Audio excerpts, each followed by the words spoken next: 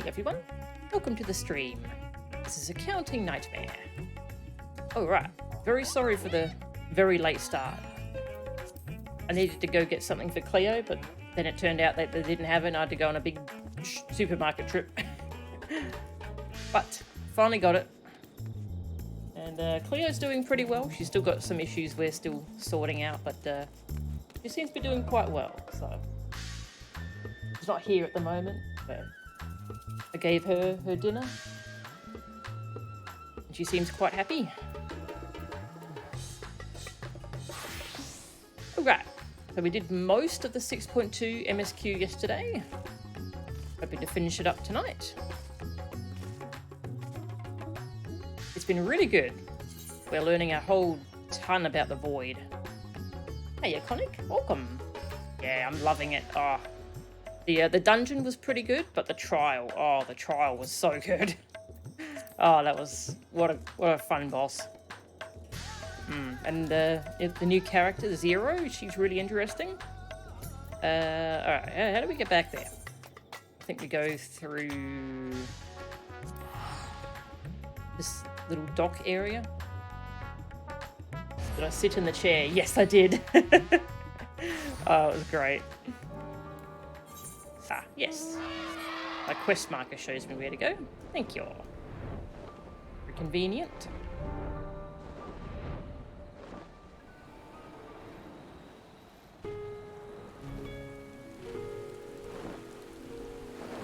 I haven't tried the trial on EX yet, but I'm looking forward to it.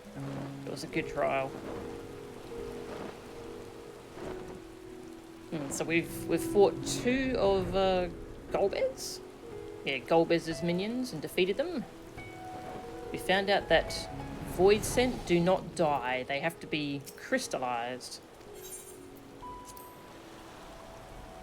via Memoria, I believe the ability's called. The new design over her OG one. Ooh. I'll have to check out what the original designs look like in FF4.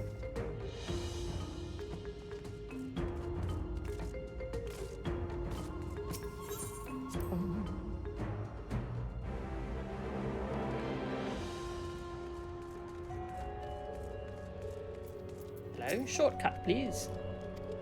Yes. Thank you.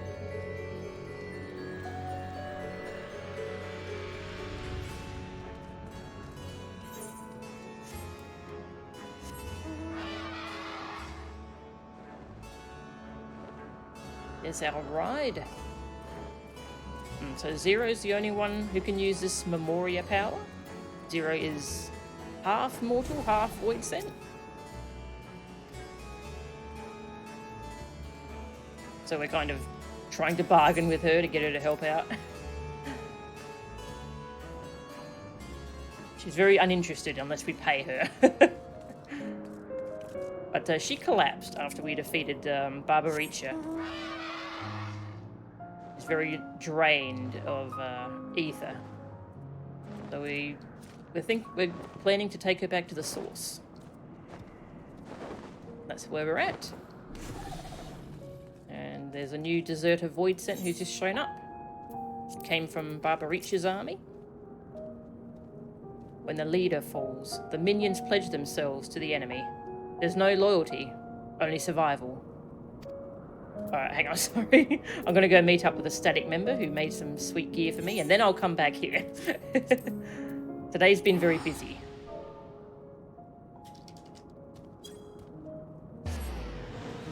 An NPC that ties into a bunch of minion texts. Ooh, okay. It's meeting up with our dancer who made some new gear for me.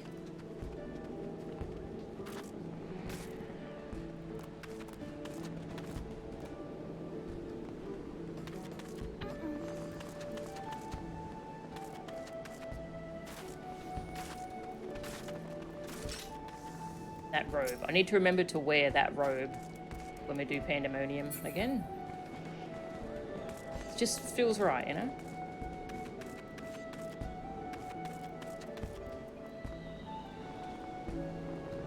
Hey, Mia? The Void Scent that is puppeting the fatter cat. Ooh. That could be. Whoa. Hello. Ooh, shiny. Oh my god. Have some money because you should have some money. Grr. There's more. Oh my god, he made so much. Oh, shiny. So much gear. Ooh.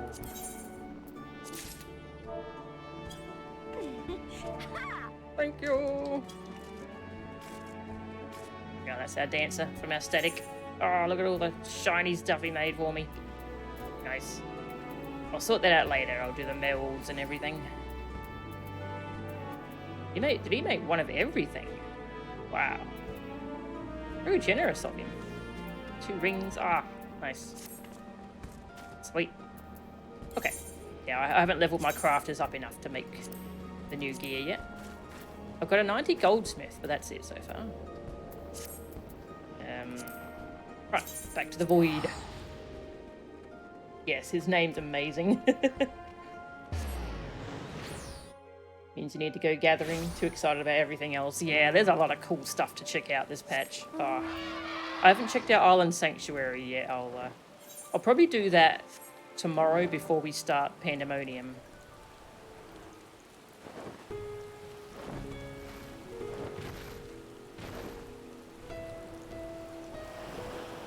Alright, back to the void. And Zero. Very interesting new character. I like her so far. So chill. Ah, it sounds so good.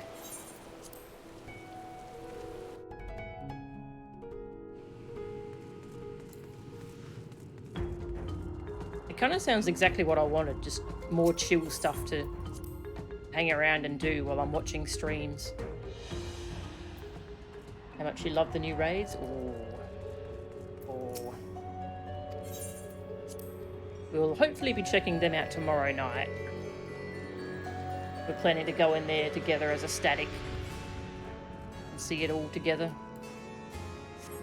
Been really looking forward to what happens in the story. And the music, oh, that's... Oh, I went the wrong way. It's kind of funny, that's one of the things I'm most excited for each patch, it's the new music. Always looking forward to Soken's new EP. Also known as the next FF14 patch. How fucked up Savage gets, yeah. I'll probably just like straight up watch streams as soon as they release Savage. Because by then I will have done normal and I will know the story. There won't be any spoilers in terms of story. If there's any new dialogue around here. I talked to everyone last time, so I think...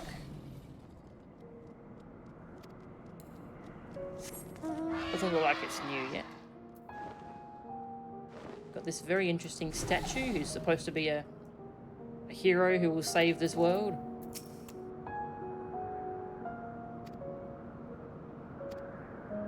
Yeah. Ah.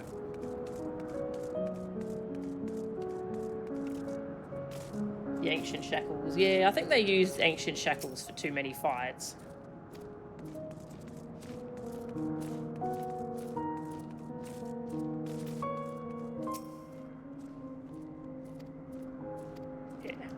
Seen all that. Talk to them.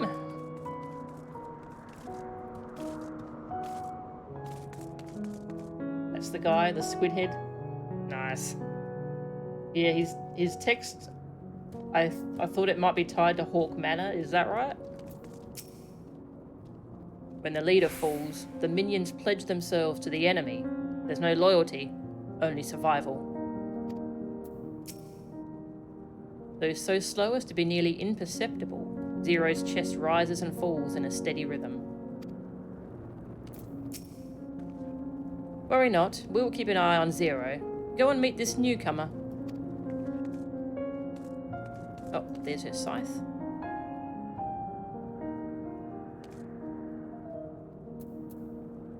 Is that her hat? Oh, that's a cool detail. Her hat's on her nightstand. Gordanian Goldsmith. Oh, that one! I forgot all about that. And Google Hard. Oh, that's really cool. Yep. I remember now. The Google Hard story. Oh, that's cool. This appears to be the newcomer. Right, so this one came from Barbaricha. And we're hoping they're going to have a lead as to where Golbez is and where he's keeping Asdaya. You're the ones who felled Barbaricha. I won't make trouble. I'll obey. So please, let me stay. If you would obey, then tell me all you know of Golbez. There isn't much I can tell. Only the Archfiends are allowed into his domain, wherever it is. None but they know. I see. No better way to guard oneself than keeping one's location secret. How does Golbez communicate with his minions afield? He has these scepters? Staves? Whatever they are, he uses them to talk to those far away. Not unlike link pearls, at least in function. That will be all. My thanks for your cooperation. My thanks to you as well for affording me the time. I'm satisfied, so let us rejoin the others and head home.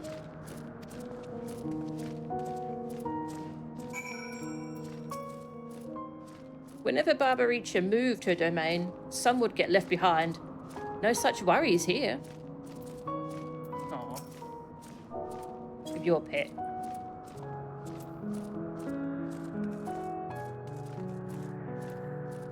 The more we learn about this, about the 13th, the more horrifying it is that they're all just stuck in this limbo. None of them can actually die. They keep coming back. Barshan is told all. Golbez goes to great lengths indeed to conceal his whereabouts. While I'm sure Nabdeen has matters under control, I can't help but worry. Let's not keep them waiting.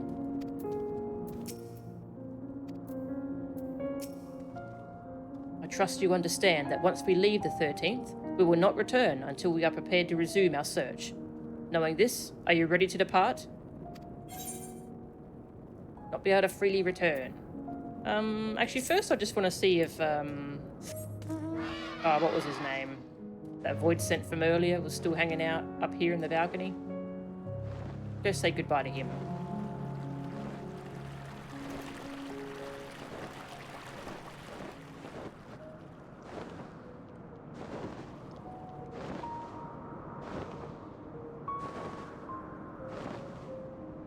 Oh, there he is, Siriato. You did it then? You defeated Barbaricha? That explains it. Why, Farfarolo has fallen silent. He's at peace now. And for both our sakes, I hope he stays that way. Bye. This place is so sad. Hello.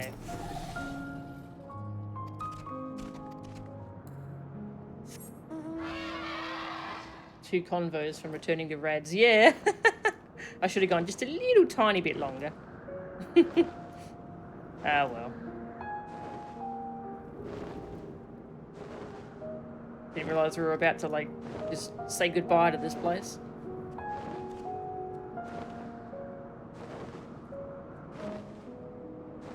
Alright, let's go home. And take Zero with us. Very curious how she will react when she's in the source.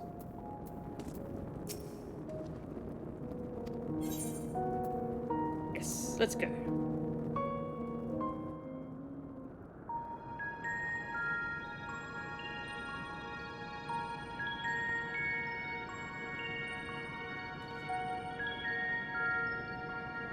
Back to Troya then, and thence home.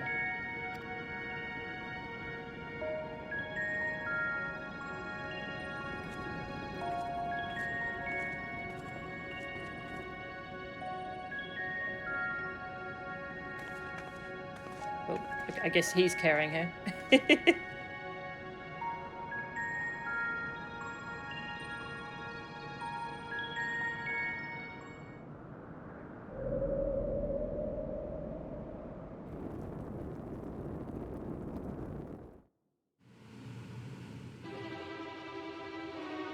Oh, scary music.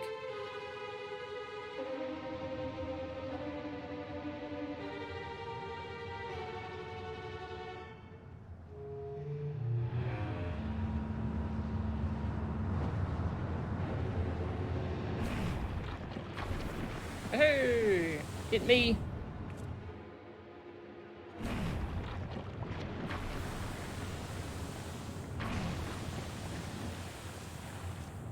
We found a Reaper. We're going to recruit her, I think.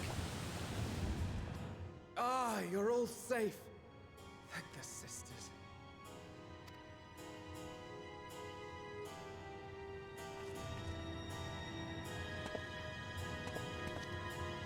A moment while I close the gate.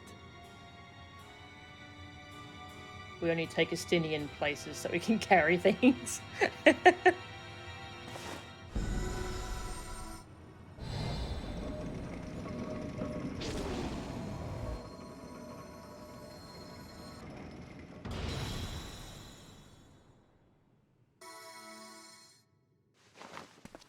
There. We may rest easy for now. Was there any trouble? I expect some void scent slipped through. A few did, aye. But we were ready and dealt with them without incident. That is well. I cannot thank you enough for your vigilance.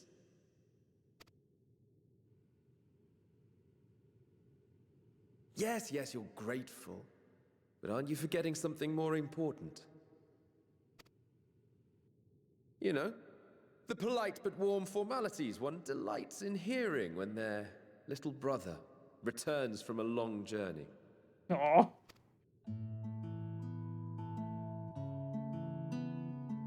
Indeed, you are right. Cute. It is good to be home again, among those who I love dearly and missed so much. And we are glad to receive you, Vashan. Welcome home.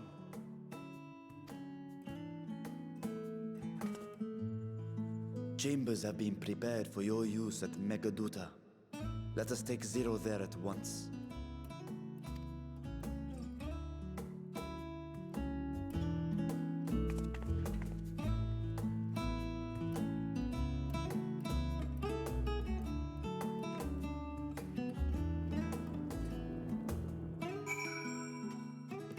Sounds like a Dragon Age character. Trying to figure out who his VA is. Ooh. I haven't played Dragon Age, but oh, I did know the name of his VA. Then Estinians, do you mean? Yeah, I knew his name, but I've forgotten for the moment. I can look it up though.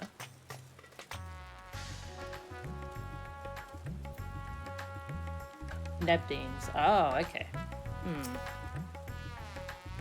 Mistress Angora, we have been expecting you. If you would follow me, I will show you to the guest chambers. Yeah.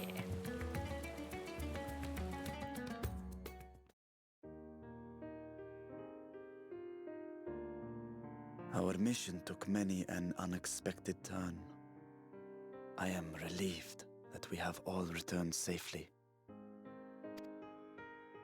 But before you all enjoy the rest you have earned 12 times over, I would consult you on one last matter.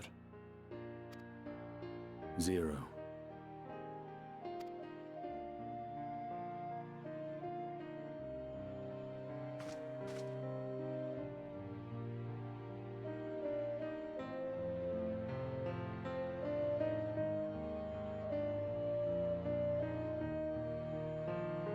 While she appears none the worse for wear, she remains locked in slumber, and I cannot help but worry. Estinian voices the rival in Great Ace Attorney. Ah, that's pretty great. That will be fun. Is there aught we can do to expedite her recovery? If her ether is exhausted, perhaps I can share some of mine now. In the wastelands of the 13th, one can only replenish ether by taking it from others, be it by trade or by force. In contrast, the source is rich in ambient ether. Simply being here and drawing breath, Zero will absorb what she needs. And we need but wait? I believe so. Oh, she's gonna sleep till next patch. Oh. She will awaken in time, and when she does, give her something to eat. Judging by her form, she should also be able to derive nourishment from food. I know you promised her your ether, but perhaps she might appreciate fine harnish cuisine more. Food. Food can certainly be arranged.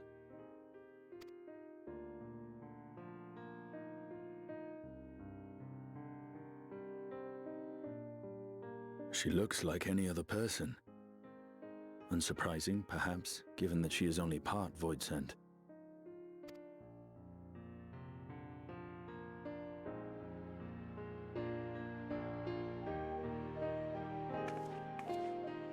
Zero said before that Xenos had altered her essence.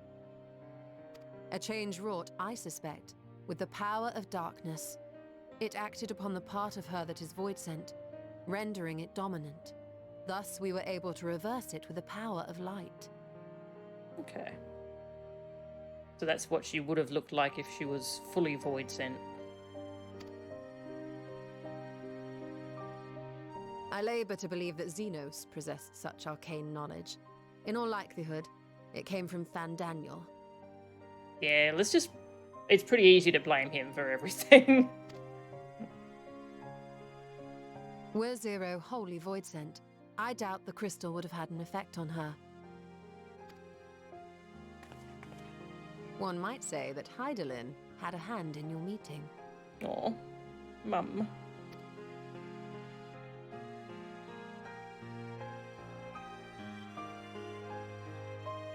It is no exaggeration to say that Zero has proven herself invaluable. A boon from Hydaelyn herself. Don't make me think about Hydaelyn, I'm gonna cry. Her cooperation may come at a price, but whatever it is, I am willing to pay it. Exhausting though it may be at times.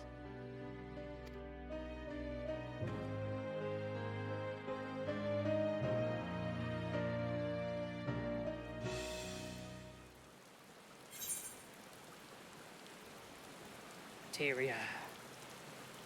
What am I gonna need? I think I'm gonna be building a lot of direct hit.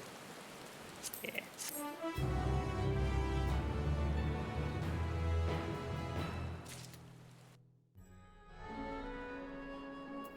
Oh, someone posted a macro by accident. Ooh. Not sure what fight that's for. That's exciting. My chamber is much the same as this one. Too opulent for my taste, but at least it has space to train. She seems to be faring better here. Praise be to the sisters. Look at this elephant. Oh, that's so cool. Oh. Shiny. Looks like Emerald Weapon EX. Oh, okay. Interesting. Welcome, Light Cecil. You're working on 6.2 yourself? Nice. I hope you're enjoying it too. I've really enjoyed this patch. Zero's breathing appears to be less strained than it was on the 13th. Pat. I'm glad we brought her hat with her. Good story thus far.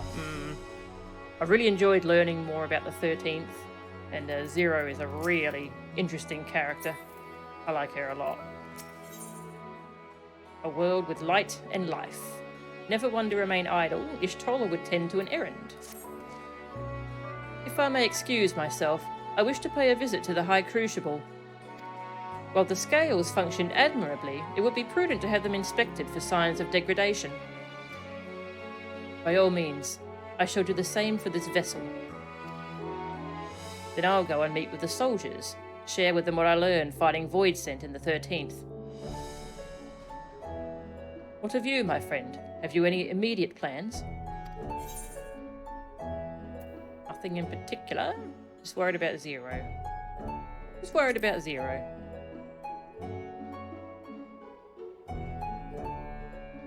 In that case, might I trouble you with a small task? I wish to have food ready for Zero when she awakens, you see.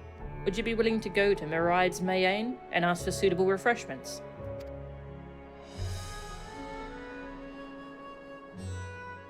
Excellent. In the meantime, Nidana shall watch over Zero. She is already en route. Let us each then tend to our respective businesses and reconvene anon.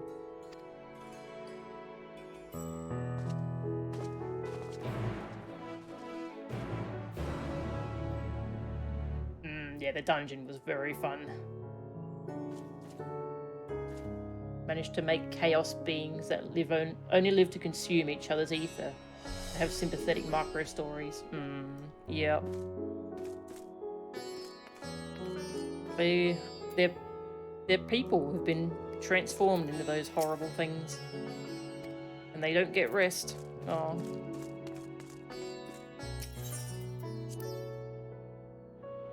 Yes, the trial was tough.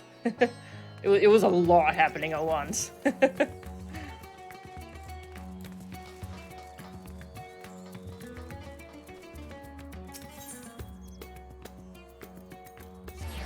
We had someone in the group who knew what to do, so they gave us some pointers.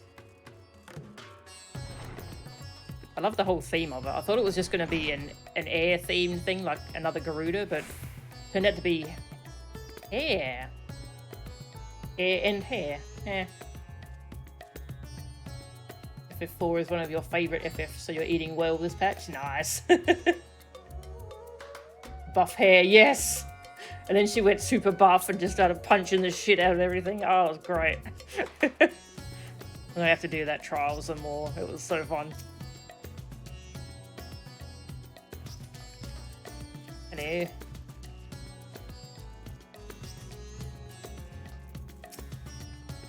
Welcome to Merides Mayane. Please make yourself comfortable.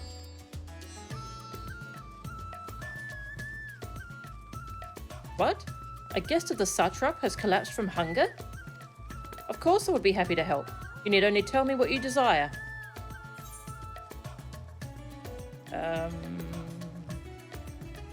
Your most expensive dish, just for good measure.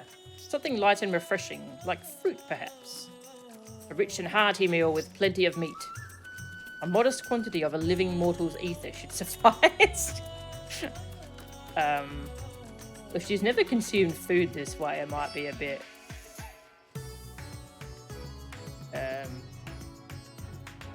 Fuck it, let's give her some meat. Well, that might be perfect for an adventurer preparing to raid a treasure vault. I fear it would be a bit too much for someone coming out of a long slumber. Oh. I would recommend something gentler on the stomach, like these apples here. They've just come in, and I can guarantee their freshness. Afterwards, once your guest feels better, she's welcome to sample whatever else we can provide. Just let me know. Fine, we'll give her the fruit.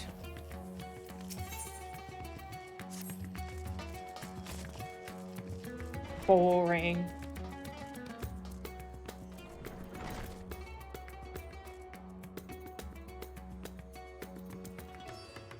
The start of the transformation animation was a nice nod to her original battle gimmick. Ooh. Man, I want to play FF4 now. So many good games to play.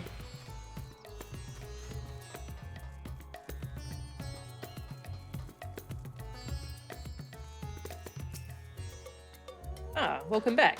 Lest you worry, Mistress Nidana has been taking good care of our guest. Will you be joining them now? Yeah.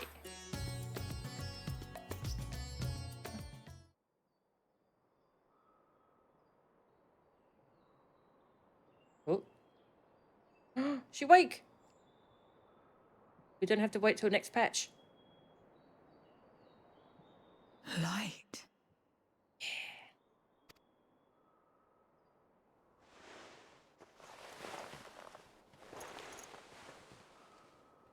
Is this an inn?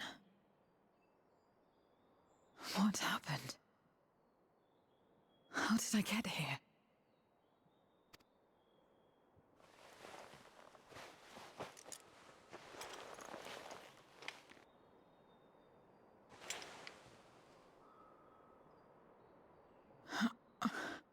There's no time.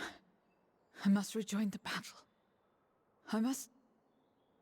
Yes, I did do Dragoon for her. That's essentially the original fight.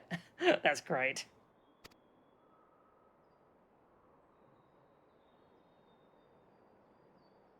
Oh, you're awake! Wonderful!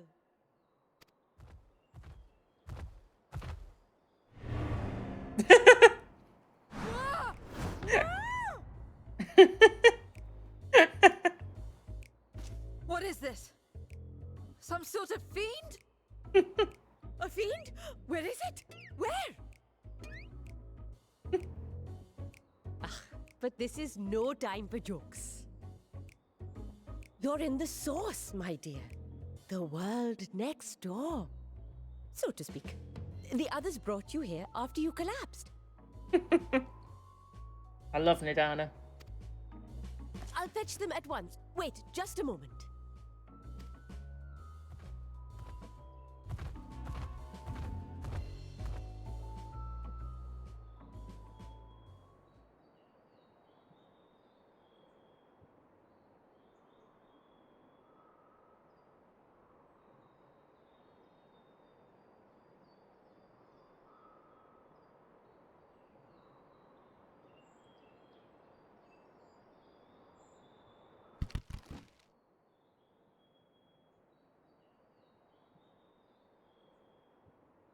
Apples. God, I love apples.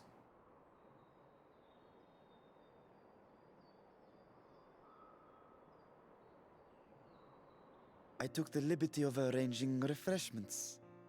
I hope you find them as flavorful as they are invigorating.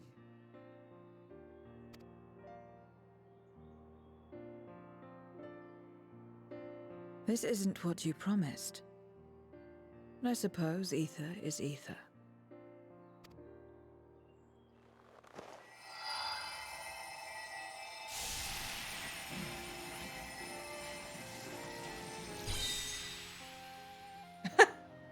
Interesting. Wait. Don't tell me you don't know how to eat? I took what I needed from it. What's the problem? Where's the enjoyment in that? You're supposed to bite, to chew, to savor, and then swallow.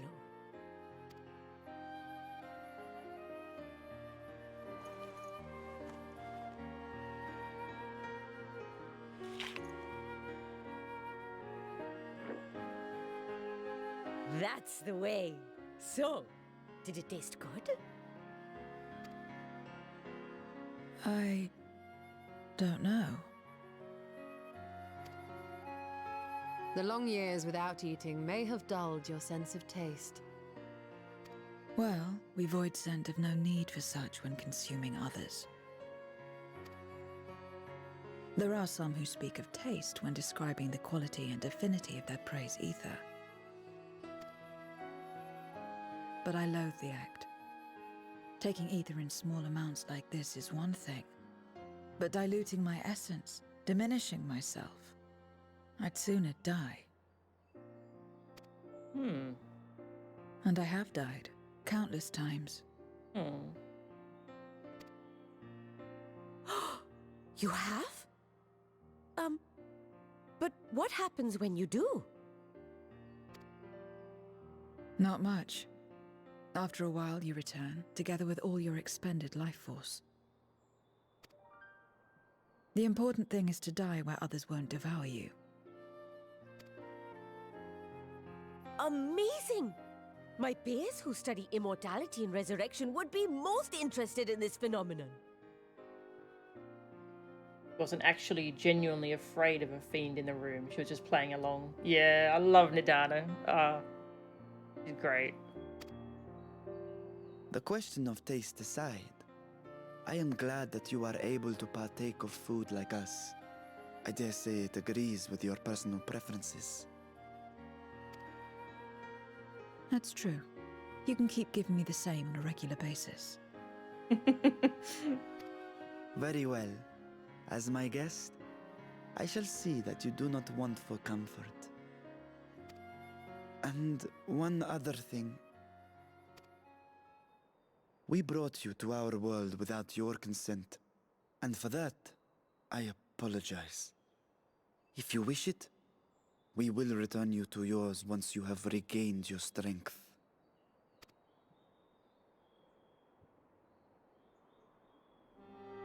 It's fine. I have no reason to go back.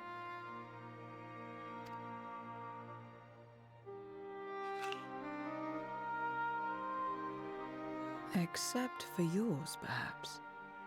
You intend to cross over again, I take it. I do. I have yet to find my sister. I want nothing more than to rush to her aid, to find this Golbez and free her from his clutches, if he still holds her captive. Though if our recent experience has taught us anything, 'tis that the 13th is more dangerous than we ever imagined. Caution must be our watchword.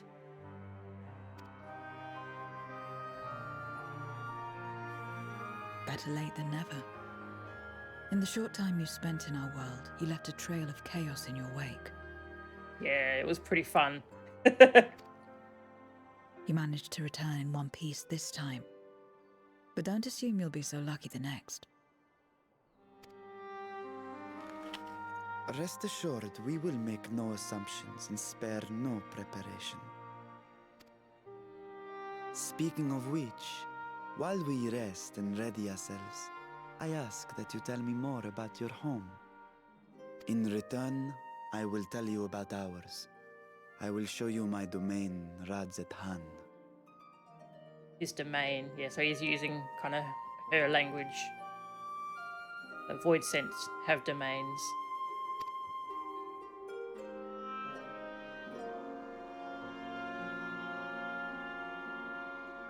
Again, a stranger in this strange land.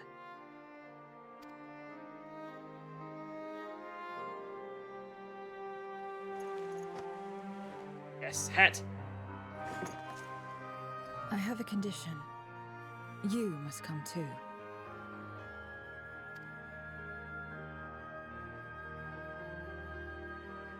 You have my thanks.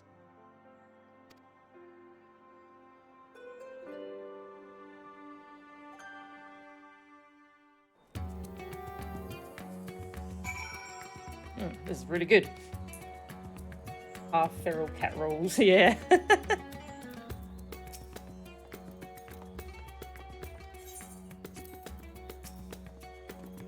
It was my pleasure to show you the city when first you arrived. I shall enjoy doing the same for Zero.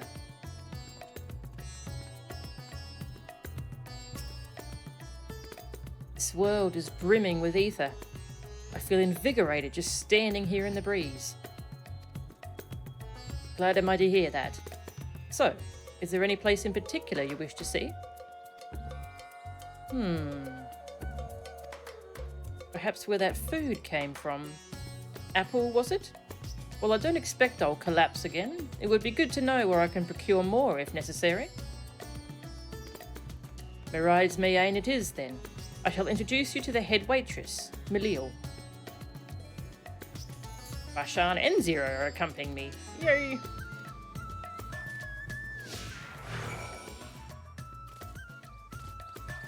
Got a little party here.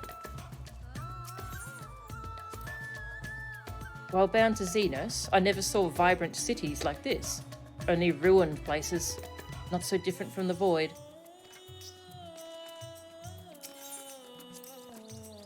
Do you recall the time we travelled together to the outpost? Should our tour take us outside the city, we must make use of Hamza again.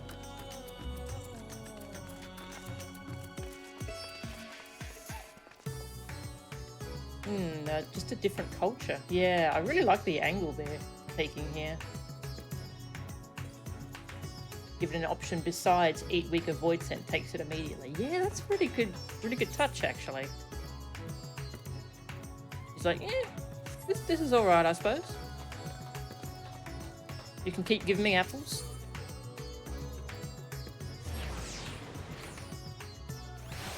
Yeah, so she doesn't like eating whole other void scent. That explains why. So I thought she was going to be our... she was going to eat the enemies we defeated.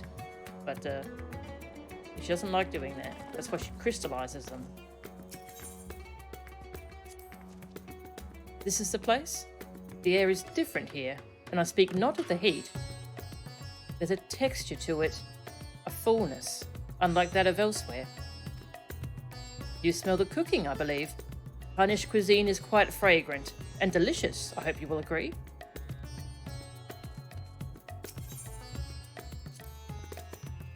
We could attempt to introduce Zero to Maride herself, but Malil is more likely to be available.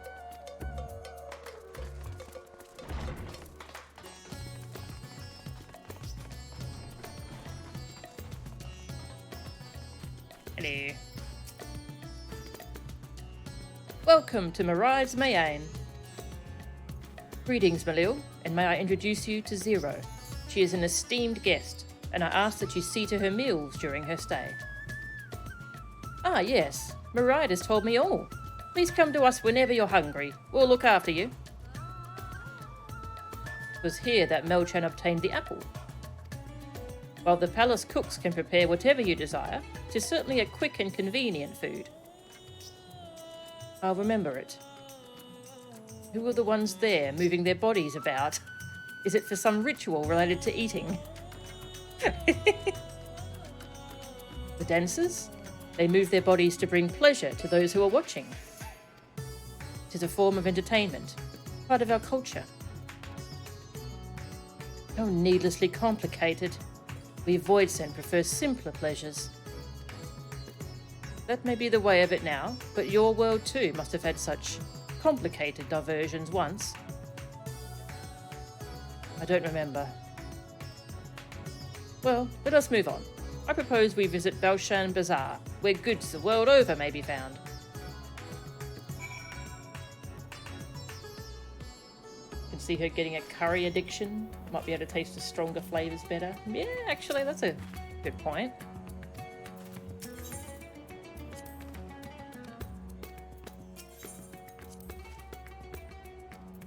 Nice, strong food. Strong tasting food.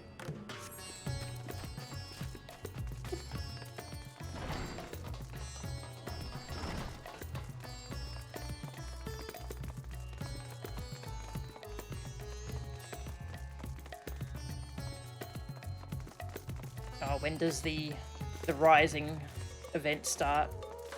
I need my wind up Emmett.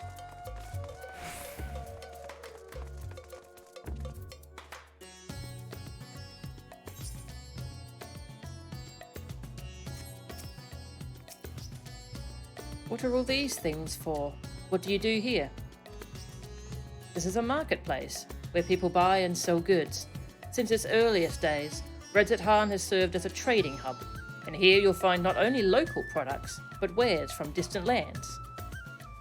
I should mention that the vendors generally only accept payment in coin or tomestones.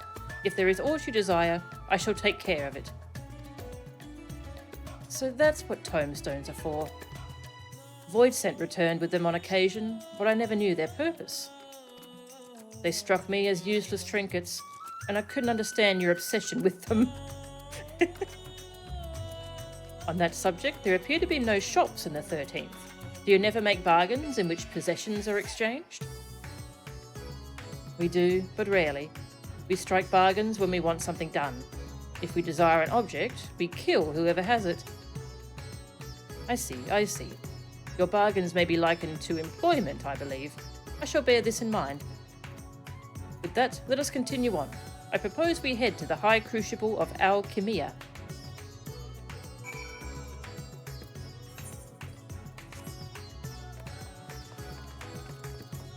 No Roanoke equivalent in the void. Yet. She will set up a branch there as soon as she can.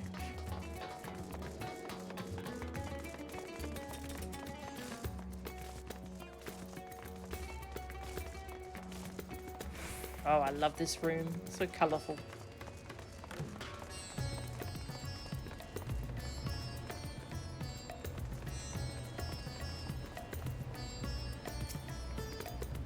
Why, Master Vitra, how may we serve you this day? If you're here for your vessel, I'm afraid we're still tending to it. No, there is no rush. Pray take as much time as you require, and know that I have complete faith in your work. The High Crucible is home to the finest alchemists. They are the ones who created my bodies, and can provide you with healing as well. Now that I think on it, you weren't at all surprised when I changed forms. Were you aware of my nature from the start?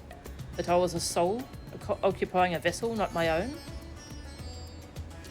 It's hardly uncommon in our world.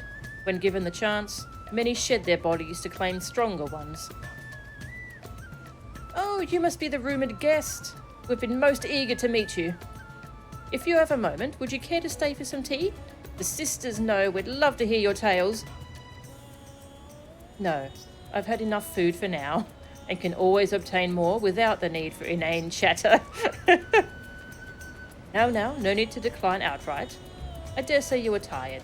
Let us save it for another time and return to Megaduta. If aught catches your eye en route, do not hesitate to say so.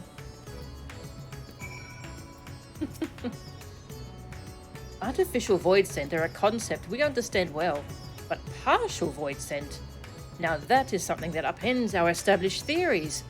I do hope we have the chance to speak with her at length, and perform a few tests, perhaps. Oh no, stay away from her.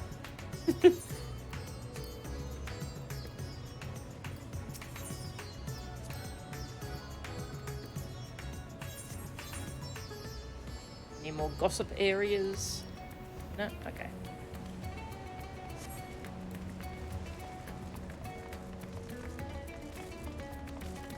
The new Aethernet shard. Oh, there's a new one.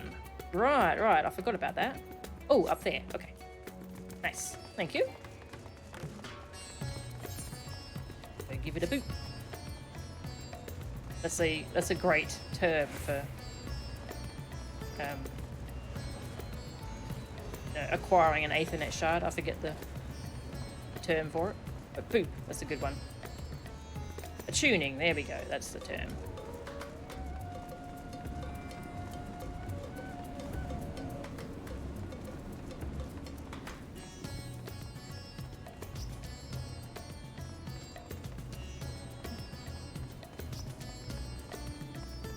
Hello.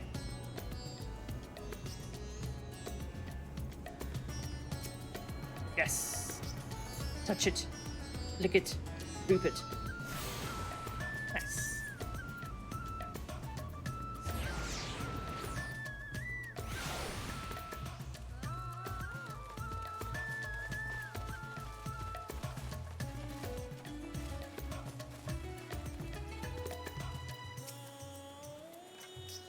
This is where apples come from.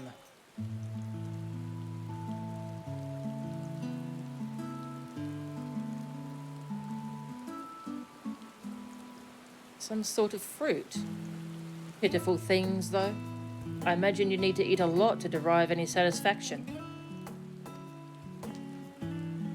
These are mulberry trees. While the fruits are indeed edible, more important are the leaves, which we feed to silkworms. Without the creatures, we wouldn't have the silk to make our famous Thavnarian weave. Furthermore, the bark of the tree also possesses medicinal properties. You would be hard-pressed to find a more useful plant.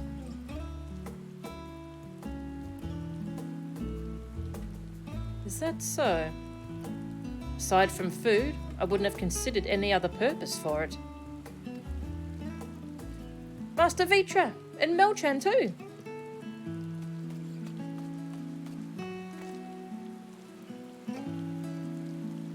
if it isn't young Murad. And that must be your sister, Yasra. Is all well at the orphanage? Oh, that's the one from the previous patch, isn't it? Yes, Your Excellency. The other children are very nice, and we all look out for one another. Oh, just the other day, Estinian came to see us. Everyone was really excited.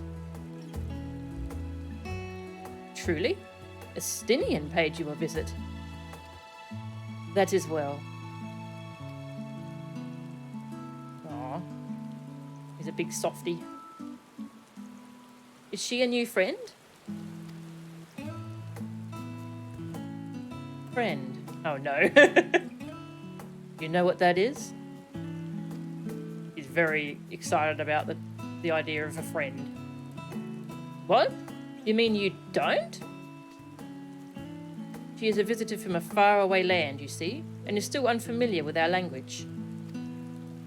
Then we'll teach you. A friend is someone you like to play with. Play with.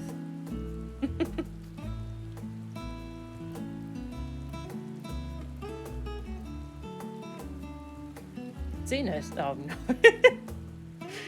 Xenos seemed to be enjoying himself when he fought you. Is that the same thing? I guess that was the only like enjoyment he got out of life, so I guess more or less absolutely not. I guess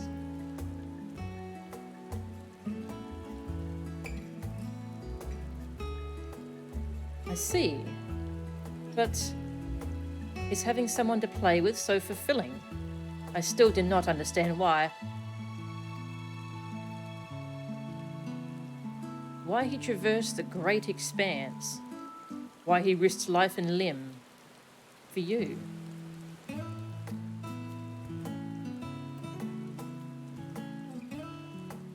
But I waste energy dwelling on such things. I am not Xenos. I stand to gain nothing by knowing his heart. I'm sorry I couldn't explain it well. There's no need to apologise. The fault is not yours, but mine, for failing to make sense of your words. Aww. Yeah, her hat tip is amazing, isn't it? I hope we get it in the future. Well, we had better get back to our errand. Goodbye. It was nice meeting you.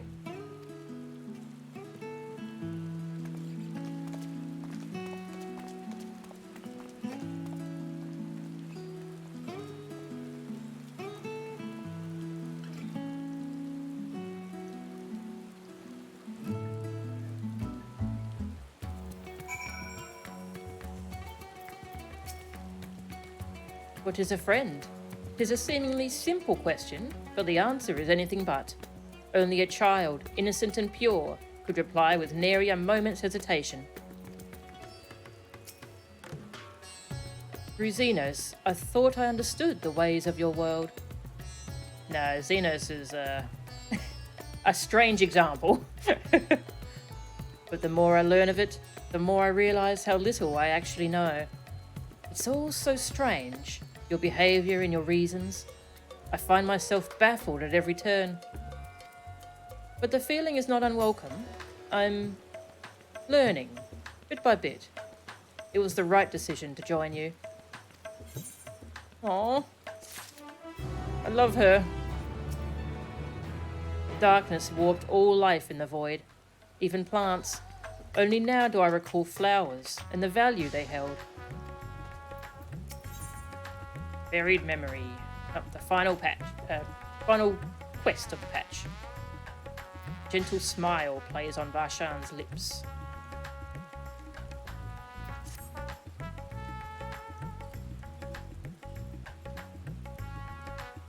Can't figure out how normal people behave from Xenos, yes. You really did consider us friends. Yeah, I like that we're kind of like asking questions about Xenos here as well. I believe Zero's time here has been rewarding, and 'twas in no small part due to your company. My thanks for agreeing to join us. Come, let us return to Megaduta.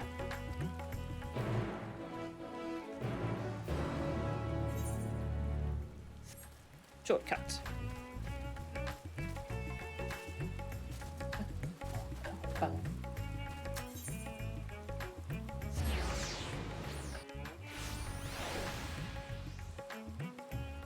Probably the only person who understood Xenos. Ooh.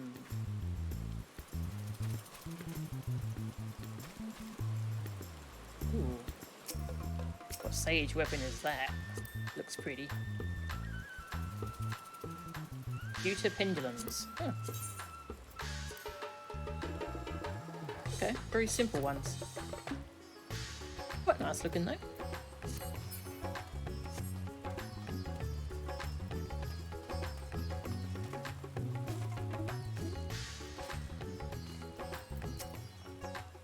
Welcome back, Mistress Angora.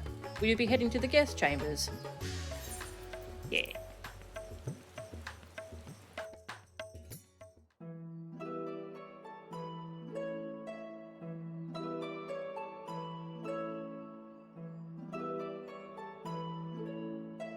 So, what are your impressions of Radzatan? I like that she's the kind of character who's she's almost like she's like an android or something, like learning how to be human. It's like that kind of trope, but she does feel very unique in her own way. And how she's part void sent. Yeah, it's really interesting. There's a lot of mortals. Don't eat us, please. Considering your origin, I can see why that might be your first observation. Though they would call each other people, I think. If you wish to know about our fair city, I should be glad to place a guide at your disposal. No need. I'll show myself around. There's only so much about my home I can share with you in return, after all. And her concept of like fairness and like trade and doing deals. While I remember some few tales of the past, I cannot speak to their authenticity. But if that is enough, then I will tell you of the events that saw darkness engulf our world. The Contra Memoria. Oh, yes, please.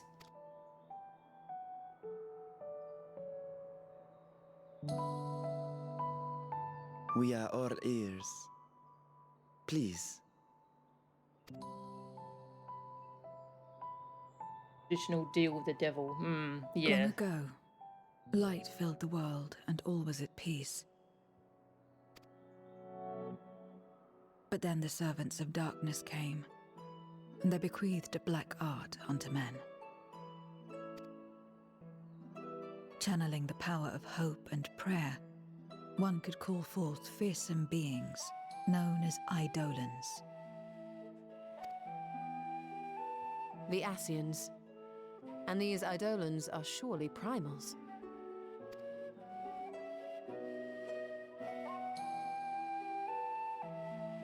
Then you have faced the same, and understand that when an Eidolon is birthed, strife follows.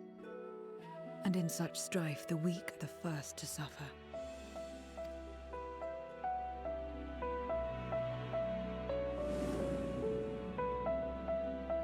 When it seemed the world would be plunged into chaos, heroes appeared. They who were blessed with a singular power. The power to bind the ether of Eidolons within crystals known as Memoria. Is Memoria a concept from FF4? My mother was one such Memoriate. But in fighting to save many, she herself was touched by darkness. As was I. It's not. Interesting. And so you were born part void sent, before the world was overcome. How exactly did that calamity come to pass? Did the Memoriates not triumph?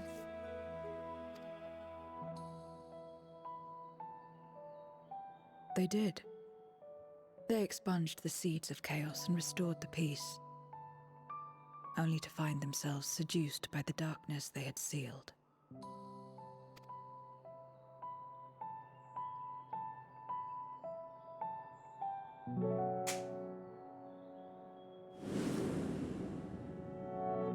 They spread the taint, transforming men into monsters, what you call void scent, and raised armies to wage new wars. Not the first to be corrupted by power, nor the last. Some defied temptation and held fast to the light. My mother and I among them. For years and years we fought, but it was not enough. And when our strength was spent, our bulwarks broken, so too was the world. Void Arch Cuchulain. Oh, okay.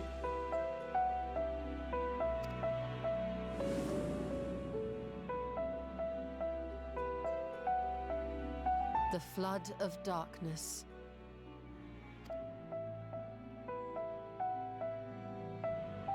The stars faded from the heavens as a pall black as pitch enveloped creation.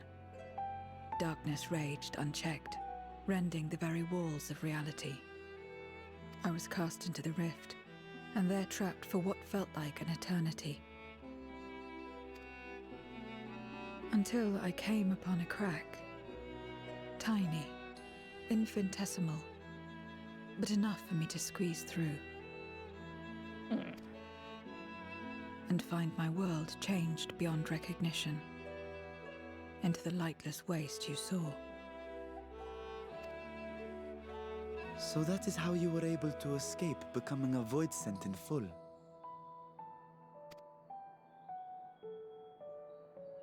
I suppose I should consider myself fortunate. Were I like most others, I wouldn't have lasted a day before being devoured. We, the lost, are better equipped to survive in a lost world.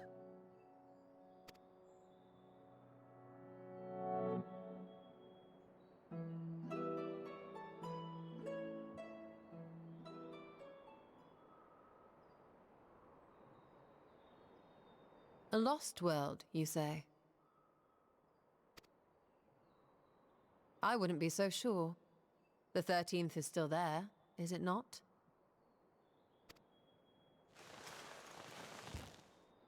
What are you getting at? To explain requires that we initiate you into the truth of the source and its reflections. We warned that this will take a while. Yeah. A lot to explain. Cuchulain was a Memoria once. Oh, I see. Yeah, I love how she's always hiding the one eye. It's very cool.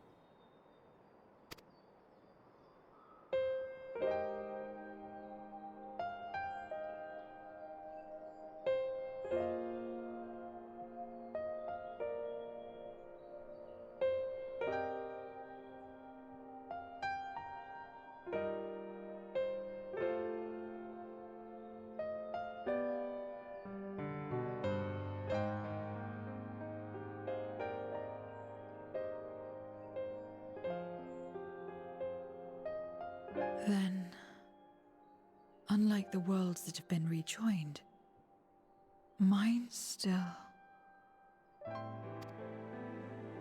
The Oracle of Light prevented the first from being completely overcome. So the situation may not be completely identical to that of your 13th. But the fact remains that we were able to restore a measure of balance to a world brought to the brink of destruction. After which, some intrepid young souls succeeded in restoring life back to lands thought lost to light.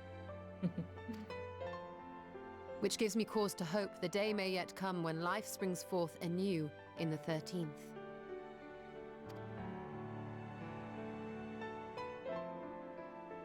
Of course, these are only possibilities. I offer no guarantees. But having experienced what we have, I dare say we are more qualified than most to speak on the matter. Wait. I don't understand. Why would you say these things? As if you mean to... But the sole reason you came to the Void was... To find a dragon, aye. And in light of what we've seen, we'd be fools to strive for more. But we Scions, former Scions, begging your pardon, have a habit of not leaving well enough alone. And old habits die hard, don't they, my friend?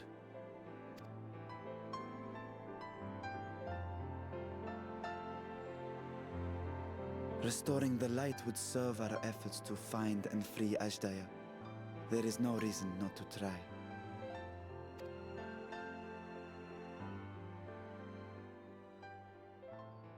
Do as you will. I have no desire to save that world. Oh. Be that as it may, we will have need of your power when next we face Voidsent.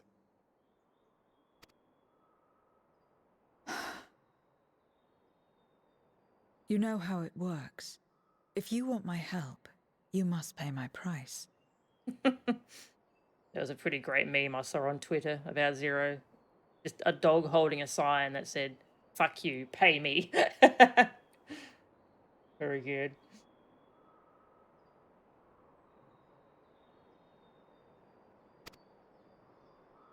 And now that you've drawn Golbez's attention, it's going to cost you more. A lot more. Want another apple?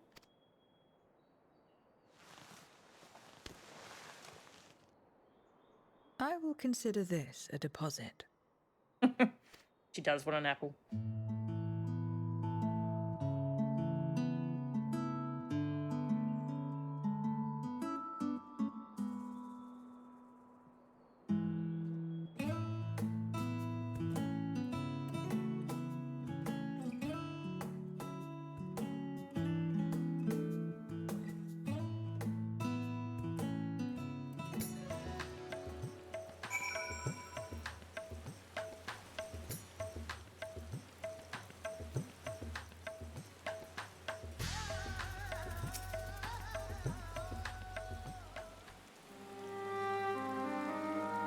Though our time in the Void was short, we managed to ascertain that my sister yet lives, and it cannot be overstated how fortunate we are to have met Zero.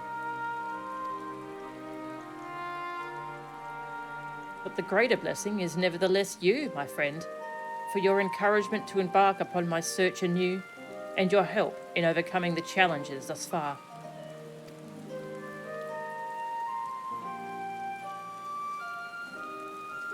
Uh-oh. Uh-oh. Uh-oh. Golbez and his minions will seek to stymie our efforts. Of this we can be sure. But with you all at my side, I have confidence that we will succeed, that we will find and liberate my sister, and that we shall return home together.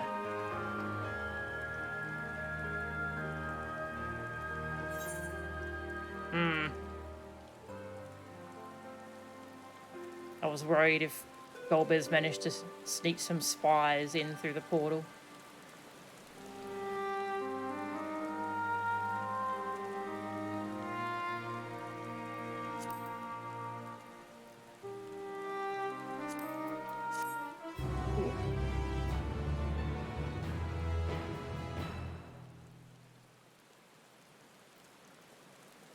Permanently void-centered. Yeah, we'll have to find a way to... Yeah. Meanwhile, elsewhere. If there's no way to turn them back to normal.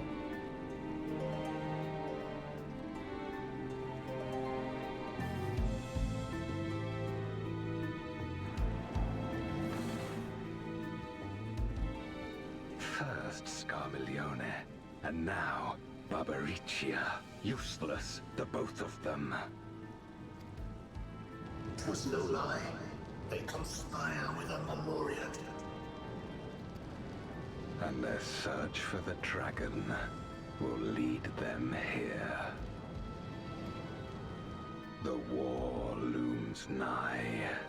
We cannot allow these interlopers to interfere. If I may, my lord, I have a plan to eliminate them. In order to guarantee its success, however, I will require Cagnazzo's cooperation. Now there's sport to be had, then I'll play along. As much as I dislike following your lead, I have no patience for scheming.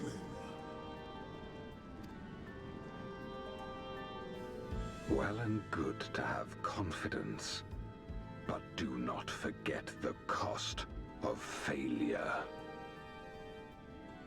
Rest assured, I will see the dream to fruition. Even should I be consumed by my own flames, I will pave the way for one and all. Then I will trust in your oath and your plan. We will give you cause to rejoice, my lord. This I vow. Ha-ha! Some excitement for a change.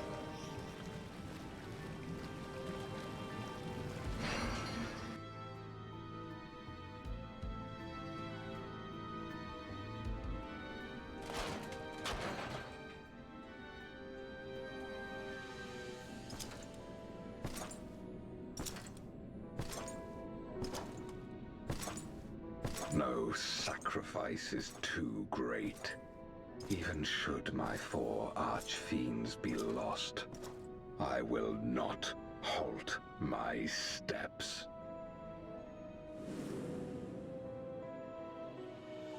The prison of passivity is an obstacle to my cause, and so you must fall. What irony that the blessed damned should set us free.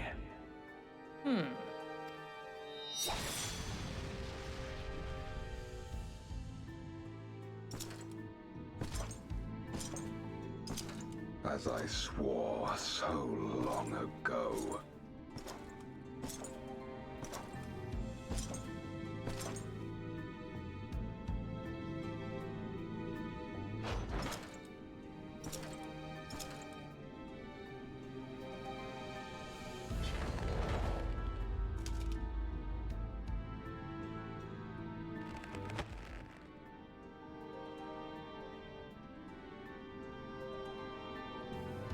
The gate lies open.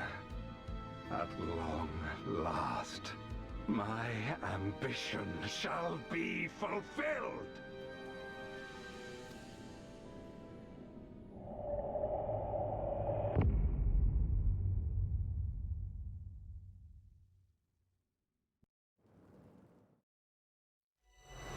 Even realms long lost to dark may find in memory rebirth's spark.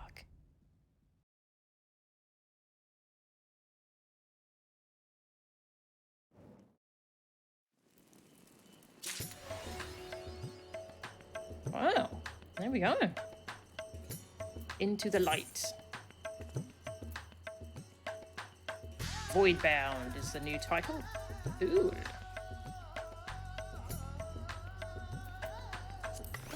Wonder who he is.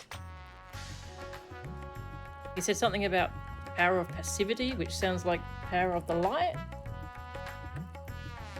A little follow-up quest as well. Oh, where does that start? Oh, Shadowed Past, is that it? Might as well do that while we're here. Our next foray promises to be filled with even more danger. Pray leave Zero in my care for now, and focus on recovering your strength. A lot going on in that. Yeah, there's a lot of cryptic stuff he said that I can't wait to learn more about. Cool, alright, we'll go do this quest. Just down there. Oh, oh. Whee!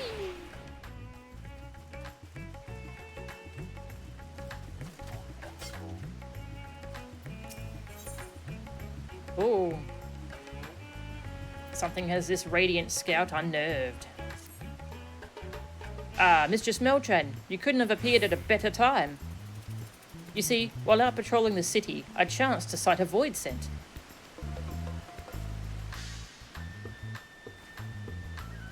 I immediately chased it down with the intent of eliminating it, but something about it struck me as odd. For one, it made no move to defend itself, but simply sat there, jiggling. Which is why, against my better judgment, I decided to capture it instead. Having travelled to the Void, I dare say you have considerable knowledge of its denizens. If you have a moment, might I trouble you for your opinion on the creature's unusual behaviour? Sure. I'm truly grateful. Now, if you would follow me, the creature is being held in the Hall of the Radiant Host.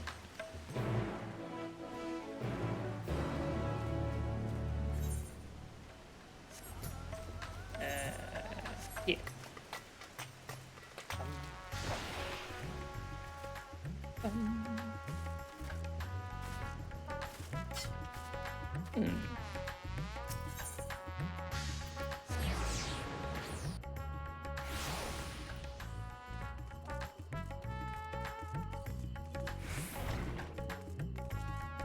Oh, not this room.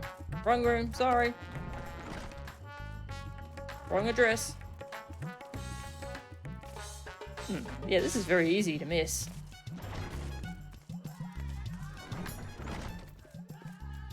Hello? The void scent glowers in your direction, but says nothing.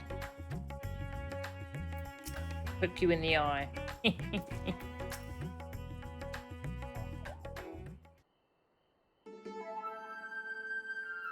Here it is. Surprisingly docile, even when I captured it, and there have been no reports of attacks prior to that. Even so, it's the nature of void scent to prey on people for their ether. Perhaps it bides its time, waiting to carry out some manner of scheme. You! I remember you. Yes, you were at Troya. Please, you must help me. What do you need help with? You were at the castle? You were at the castle? Indeed I was, but I've since fled here. I understand the mortal tongue well enough, but I don't have a mouth to produce the sounds. It's been a struggle to convey my thoughts. But not anymore. You can help me. Yes, you can.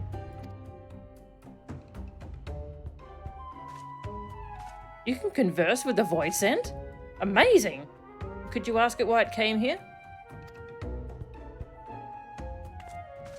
I thought it might have been Golbez's spy, but when you and yours stormed the castle, I was caught up in the fighting and died. In time I returned, but I tire of fighting, so I fled, using the gate to your world. Having just been reborn, however, my essence hadn't fully bound together yet, and so, when I emerged from the gate, it was as several sundered selves. Frightened and confused, they scattered. Following their trail led me here, my diminutive size allowing me to remain largely unseen. But by the same token, I can do little more than sneak about. Each of us was weak and powerless. That's why we consumed one another in the first place. Together we were strong. I want you to help me find all of me, so that I can be whole again. You wish to strike a bargain, then? What did you intend to do in this world? You wish to strike a bargain, then? Yes, I would. To be whole again and live in this world, I would strike 1,000 bargains. We still remember the past, you see. Still remember when we were mortals. We long to have that life again, but we need your help, starting by reuniting us. We won't try to devour anyone, even when we're whole, I swear. You wish to learn more about the Void, yes? There is much we can teach you about those who rule its domains, about their past. Find the others, and they'll tell you all you know, all they know. No eating, no tricks.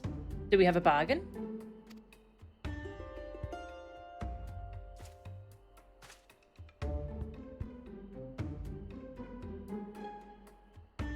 So it crossed over to our world to escape conflict, and now searches for the rest of itself?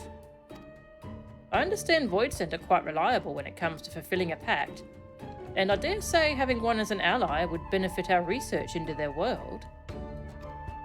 Very well. If you would be so kind as to search for his kin, I will consult my superiors on how best to deal with them. New collection side quest. By that, I take it we have a bargain. Good, good. I sense 4 others close by. When you find them, you need only point them in this direction. Once they sense my presence, I can guide the rest of them the rest of the way.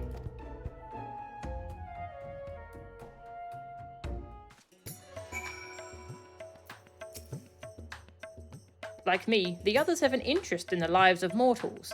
They are bound to be here, in this city. My thanks again for your help. If you could see the other Void Scent back here, I will tend to the rest. Let's find some Void Scent.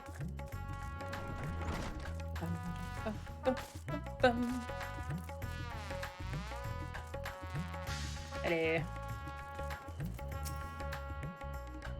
What's that? I asked you to search for me in exchange for knowledge about powerful Void Scent? I was still wanting to see this and that, but I suppose a deal is a deal.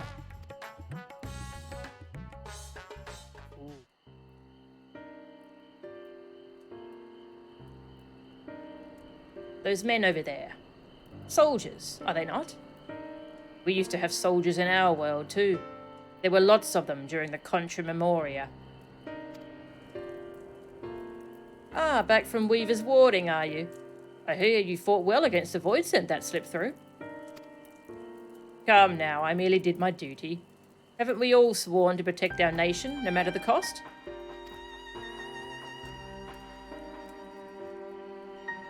Protect our nation. How familiar those words. Where was it that I heard them?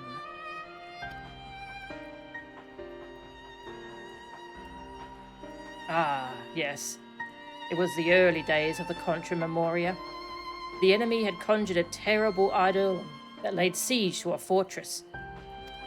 The garrison was made up of ordinary soldiers, men and women with no remarkable abilities, but led by their valiant commander, they fought bravely and desperately. They had to last until the Memoriate arrived, the commander told them. Needed to hold out, no matter the cost. A Memoriate did eventually arrive, but not soon enough for the soldiers.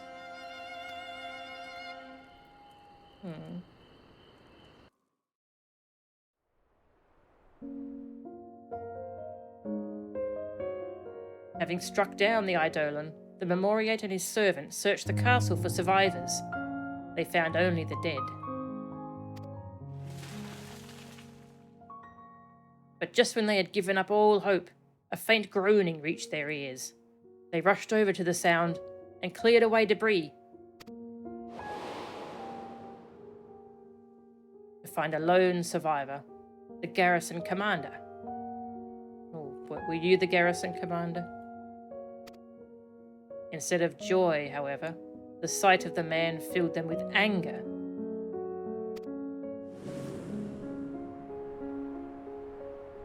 Your soldiers are slaughtered to a man, yet there's barely a scratch on you. What's the meaning of this?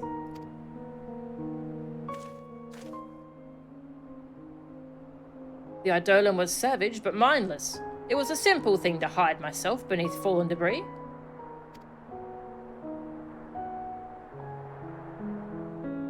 Hide? As commander, you had a duty to your men. You were supposed to put their lives before your own. Spare me. My duty was to ensure the fortress stood, and it did. Besides, my death would have achieved nothing, honor be damned. No, I'm sworn to protect our nation, and to do that, I must live. It isn't my fate to fall here. It isn't your fate, you say? Uh-oh.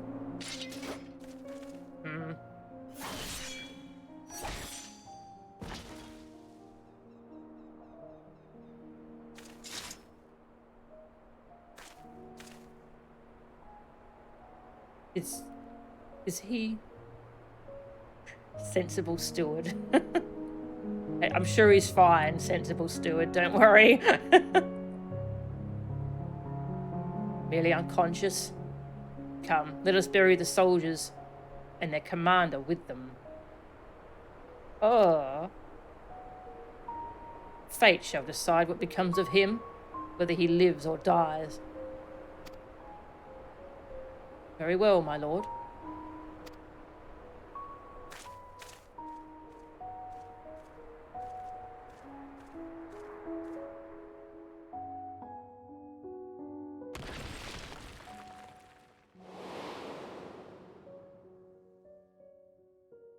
Funeral rites were later held for the fallen, but solemn tears quickly gave way to horrified screams as a body emerged from the earth.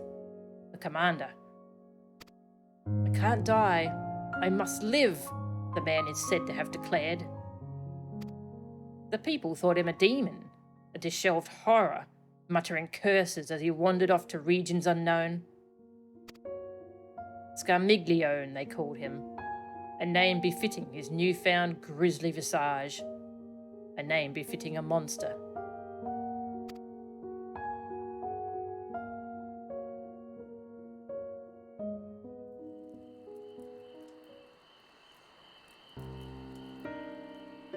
We thought we buried him deep, but a mortal's desire to live is not to be underestimated.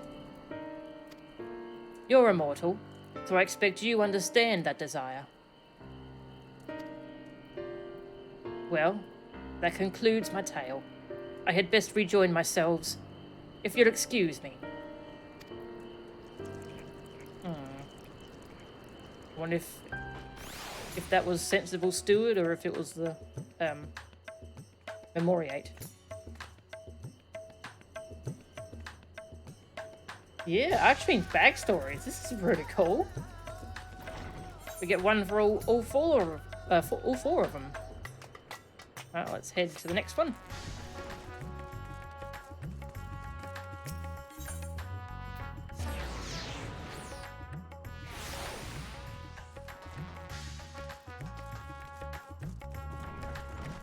Don't worry about this eyeball thing. I'll take care of it.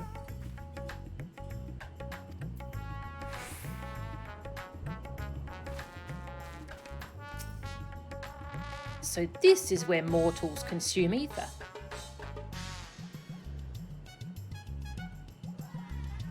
Dreading loneliness more than hunger. Oh, very like me. If you don't mind, though, I'd like to observe the mortals a while longer.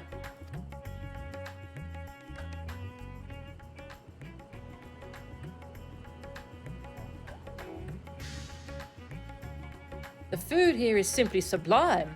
Why, I feel stronger with every bite, as if the Murgar themselves were granting me their blessing.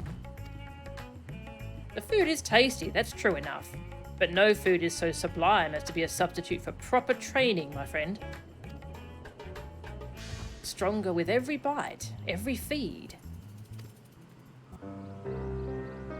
For my part of the bargain, I will tell you about how we Voidsent become strong. Simply put, it depends on the quality and quantity of ether we harbour. When the world was consumed by darkness, the heroes known as Memoriates arose as powerful Voidsent. In contrast, the vast majority of mortals, powerless and unremarkable as they were, became ordinary Voidsent, like me. Alright, so that other one was a sensible steward. There were exceptions, of course, but one in particular I'll never forget.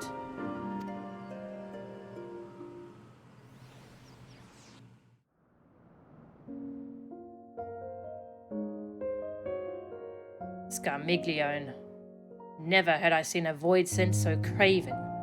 Even when pushed to the brink of starvation, he would prey only on those weaker than himself. He subsisted on scant leavings, and lived in constant fear and hunger. In the face of danger, a Voidsent stronger than himself, fleeing was the only option. But a day came when he found his way barred.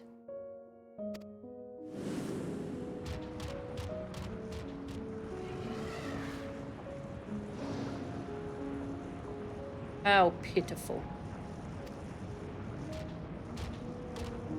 Oh.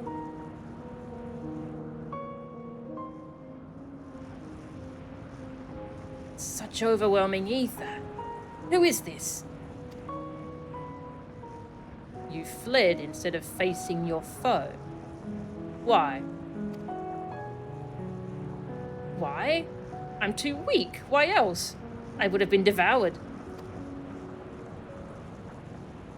So had you enough strength, you would have stood your ground? Very well, then.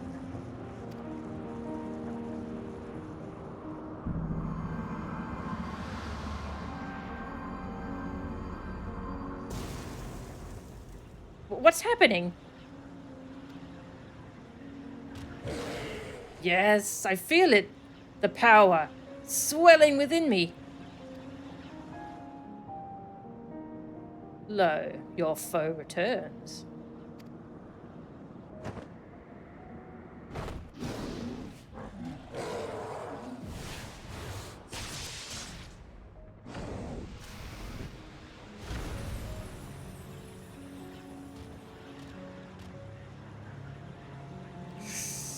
What have you done to me? I granted you but a sliver of ether. 'Twas with the power you already possessed that you defeated your foe. I possessed such power? Fear had clouded your eyes, blinded you to the strength you had attained, feeding on the weak. If you would free yourself from fear, then join me. You shall have a greater cause to live for, and know true power.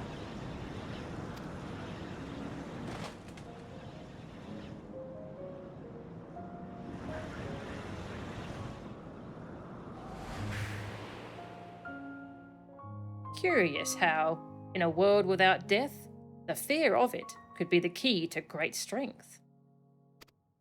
The knight recognized this, recognized the Void Sense potential, and thus did he take him into his service.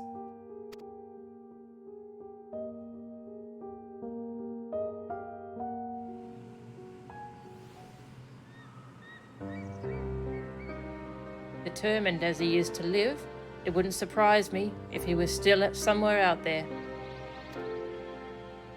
He'd be even more powerful now, I expect, from all the devouring he would have done since. Unlike your world, eating actually makes you stronger in hours. Well, I must be going now. The others are waiting.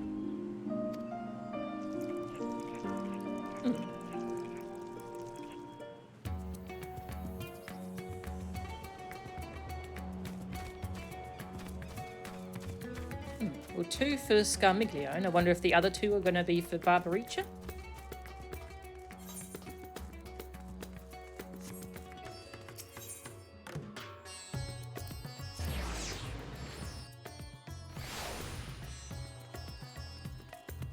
Bum, bum, bum, bum.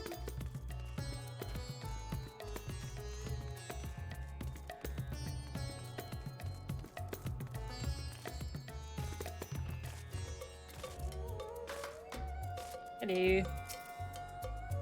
My other self grows lonely, you say? My apologies. It was my intent to seek out the others, but I was distracted by the bickering pair of mortals yonder. My goodness, but there's been some colourful language.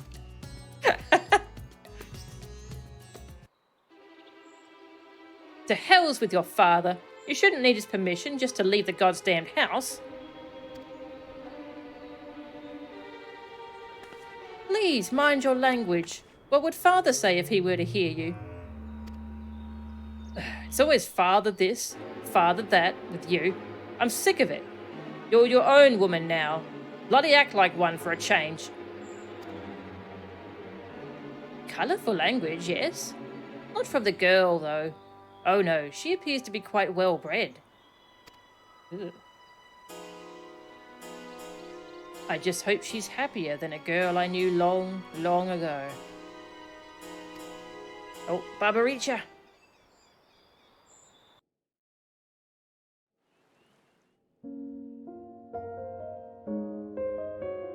that girl was born into a family of thugs who suddenly found themselves nobility. She was raised as a noblewoman and had servants tending to her every need. But in the end, she was merely a beautiful bird kept in a gilded cage. Wanting her to be a proper lady, her parents presided over all aspects of her life. They decided everything for her, telling her what to say and do.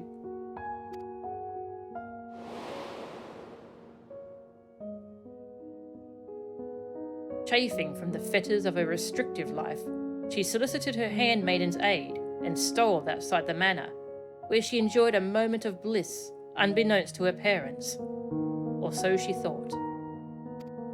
It was not long before her father dragged her back to her room, barring the door and windows, denying her even the simple pleasure of an afternoon breeze. Even a bird in a cage may chirp freely, but she wasn't even suffered to give voice to her desires.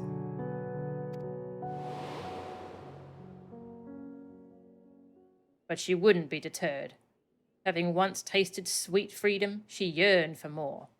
And one day, she succeeded in sneaking out of the manor a second time.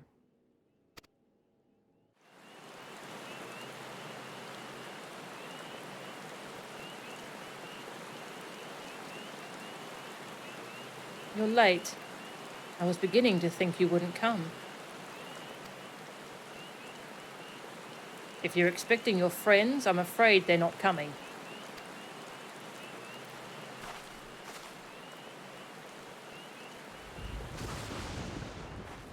Father? How did you... What do you mean, they're not coming?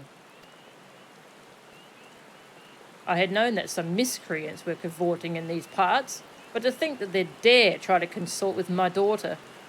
Well, you needn't worry about them anymore. They're food for the fishes now. Ugh. How could you do this, Father? Why must you torment me so? Know your place, girl. You are a means for our family to gain influence, and I won't have you sullying yourself with riffraff.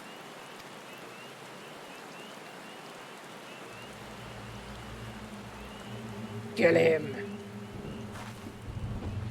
Oh, there's an axe. You will not leave your chambers save with my permission, nor will you disobey me again. If you do so, there will be severe consequences. Am I understood? I said, am I understood?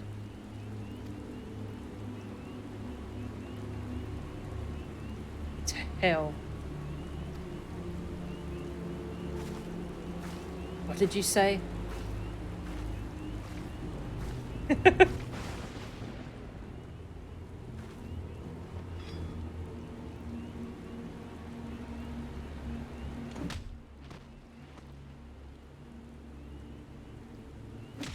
I said, go to hell.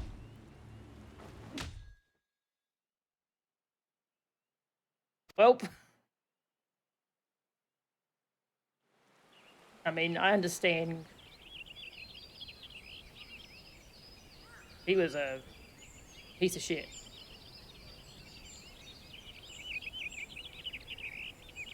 Oh, to think that it could be so exhilarating to speak my mind, to do as I please.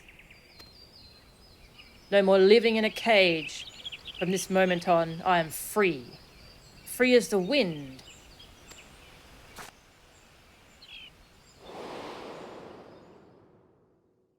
The young woman struck out on her own, and in her travels discovered her true calling, not in the halls of lords and ladies, but on the battlefield.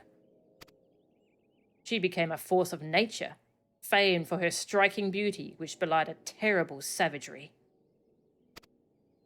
And with this new life, she also claimed a new name, Barbaricia.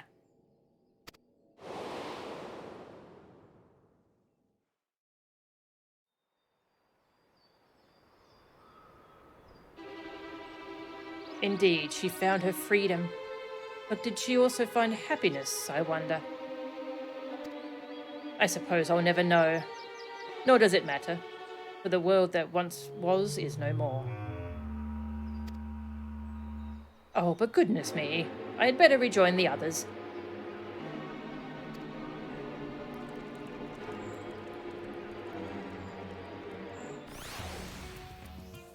Goodness me, says the Void Saint.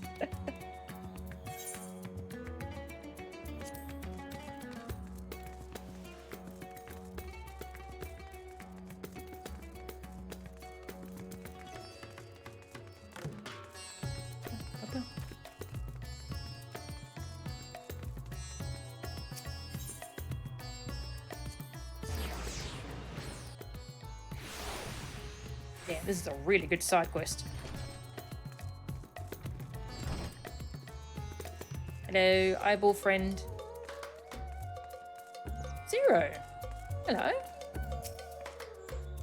The way the sky changes colour with the passage of time. It's probably a mundane thing to you, but to me it's a marvel. I dare say I won't soon grow bored in this world. Aww. Yeah, thank you for pointing it out, Iconic. It's great. And we even got to find Zero. Yeah, that is a hell of a view.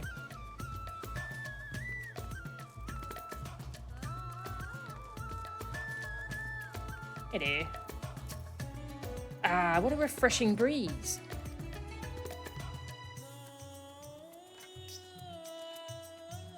I'm to return to the others.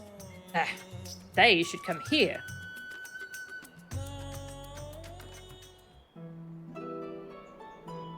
Would you look at this beautiful, boundless sky? Mortals take to the air from here, do they not? Would that I had wings to soar among the clouds myself.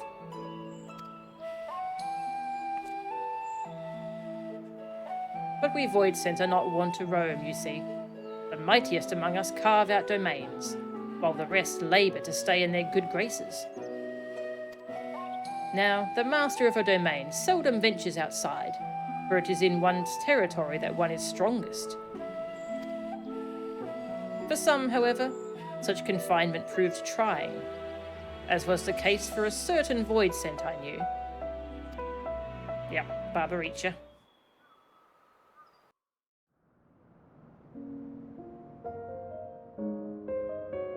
I speak of the free-spirited terror, Barbaricha.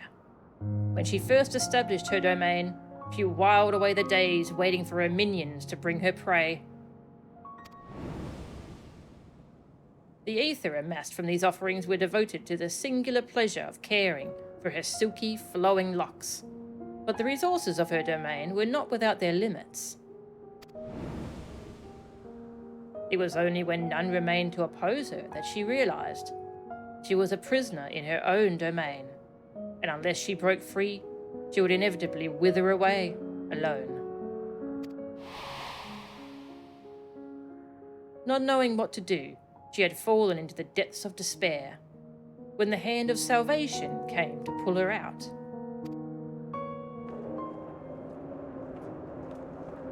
At this rate, my precious hair will frazzle and fray, had I only the strength to leave my domain. If strength is your desire, that is easily granted.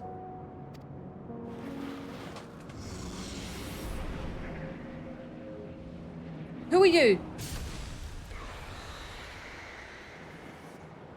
Such power, surging through me. Ooh, there's a big clause. And what will you do with it? What is it you desire? What I desire is...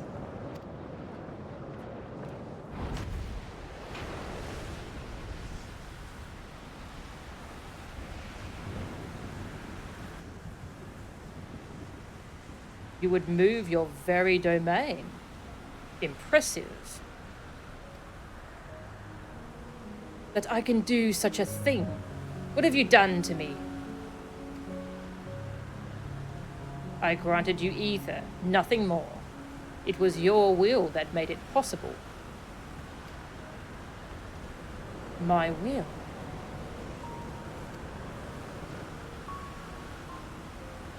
Even so, no matter where you should go, there is naught but darkness. What could your destination possibly be?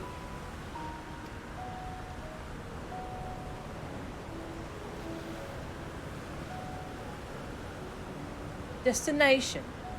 I have no need of such. I wish but to be free, like the wind.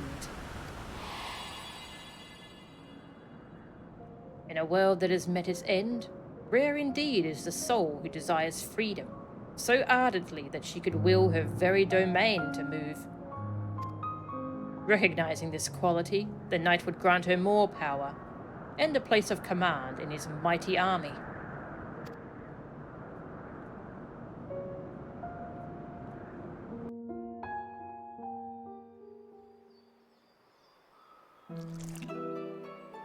A story worthy of our bargain, I trust.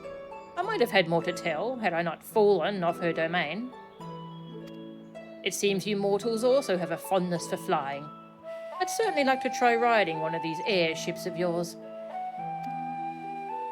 But perhaps another time. My other selves will be a blubbering mess if I don't hurry and rejoin them.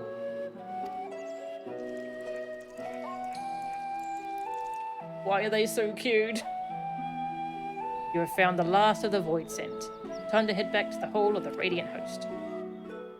Yeah, I ended up doing them in the perfect order, didn't I? That was great.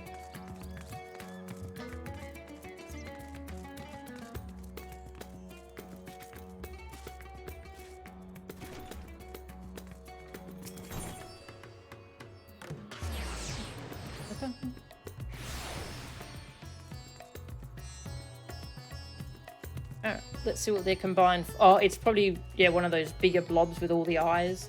Yeah, that's probably what their whole form is. Oh, they're not combined at the moment. The Void Scent are all present and accounted for. So long as they remain here, we needn't worry about panic among the townsfolk.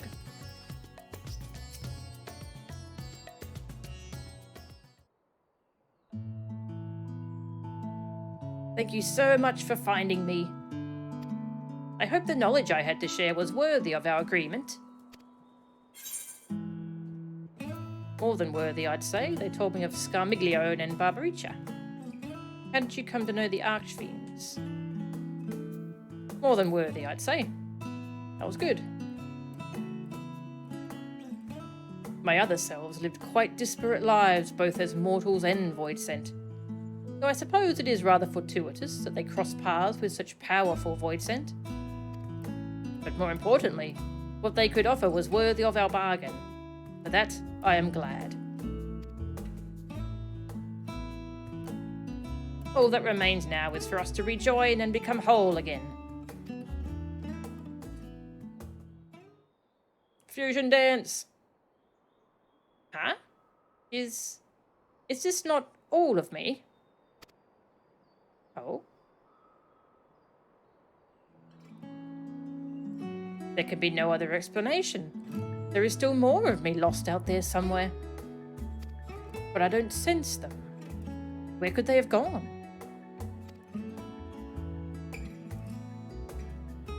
You mean there's more of them wandering about? By the sisters? At the very least, if what you say is true, they pose no threat to the people. Until the others can be found, we'll keep these 5 under our care. Should I sense the others nearby? I hope we can count on you to find them too. Oh, is that... That's probably going to be next patch. That's going to, like, give us backstory on the other 2. Ah, that's cool. I am not all of me. Cliffhanger, yes. Would you tell us of your recent ventures when you next return? I promise to make it worth your while. You needn't worry about these, Void Scent. Not a one shall escape my sight. Cool. I have to keep an eye out. Sorry. I have to keep an eye on that next patch. For more story. That was cool. Really good little side quest. Alright, well, I think that's done for the 6.2 MSQ. So I'm going to go start Pandaemonium, just enough to unlock the first raid, so I don't have to worry about rushing through that tomorrow. So we'll do the very intro to it. There's an inn here, isn't there? You have to use the right glamour, it's very important. Where is the inn here? Is it there? I've forgotten.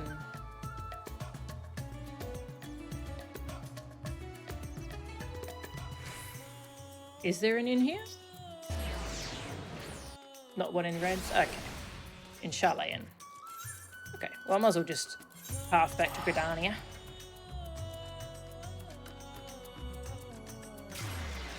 That was really good. I really enjoyed that chapter. Really excited for more. So nice learning all about the Void Scent and the 13th, and hoping we can try and restore it somewhat. And hopefully we'll learn the secret of rift travel, so we can go to the first and get to Unukalhai and... oh, shit, what's her name? The other lady. The other lady from the 13th. And get them in on it as well. The dialogue. Oh, well, yeah, I should go talk to them. They might have more dialogue. Just see if I've got this glamour here. Or did I throw it away? Archfiend.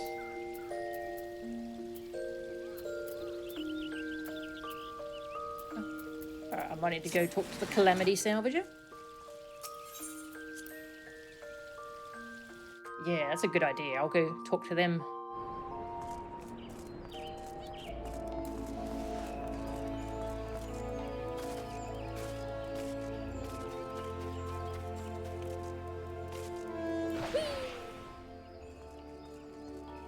Hello, definitely not a bot with that name. Definitely not.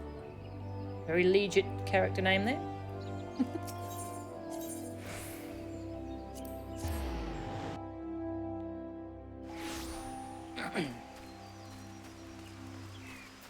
Hello. Quest rewards.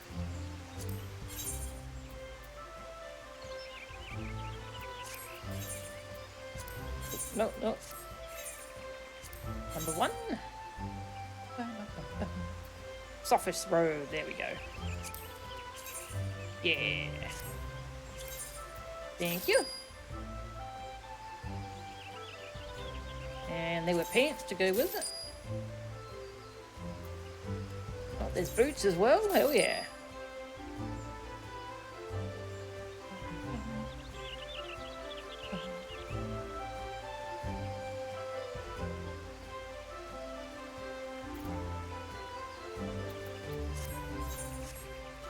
Alright, go to the Crystarium.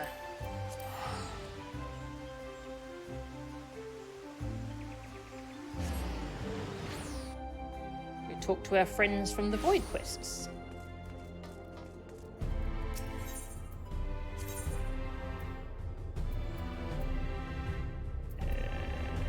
There.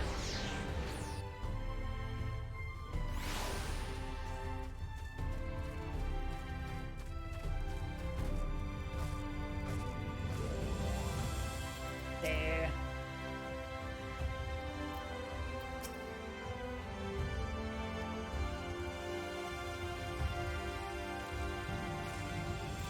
See ya la.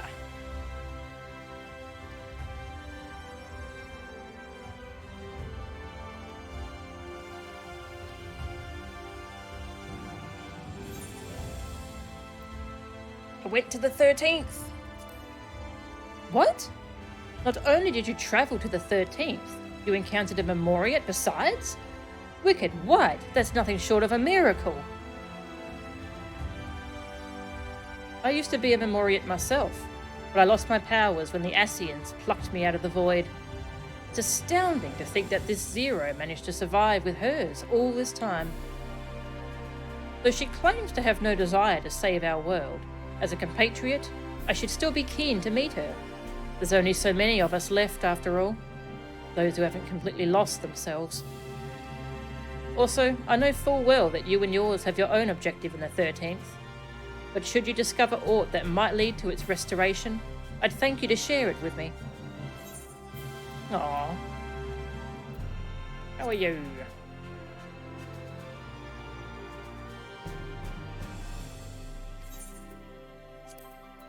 Unicali! What? With our methods, we can barely maintain a faint connection to the 13th. But you say that you've journeyed there? Incredible! Such drive Archonish Tola must have to uncover the secrets of cross-rift travel. And to conceive of creating an artificial Atomus could only be described as inspired. Suffice it to say, I should like nothing more than to join you on your future forays, but I will abide in patience for now. You already have a capable guide at your disposal, and my presence would be extraneous. Besides, there are certain tasks that require me to be here in the first. For one, I wish to learn more about the approach used to revive the empty. 'Tis my hope that the self-same can be applied in the 13th, and to that end, I have arranged to meet with those involved. Ah, he's going to meet them. Ah, I love that they added more dialogue here. Great. They never forget about the characters. It's lovely. Right.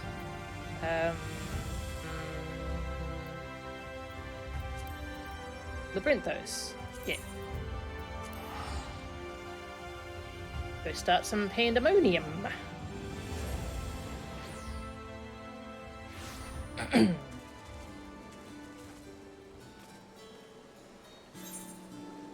unwelcome visitor. Right, so first I want to do a little recap of last time. I meant to rewatch my VOD, but I forgot, so I'm gonna like skip through it.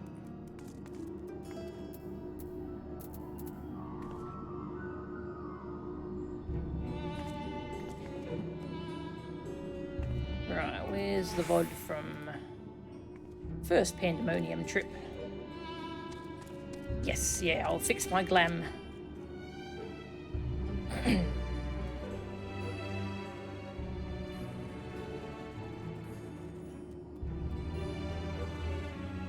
Pandaemonium raids, there we go.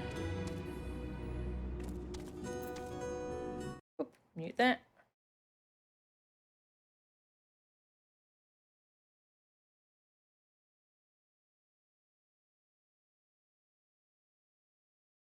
It's me. And me. Hey everyone. Okay. Don't really need the audio, I guess. It would be me talking twice. Crystal from Beyond. Actually, hang on. Do I have the voiceless version of this? I might.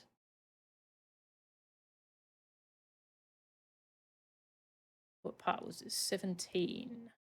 I do.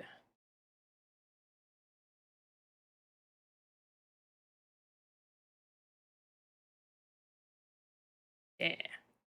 This one has my voice turned off. Amazing. My forethought makes me very happy. Right, we found a crystal.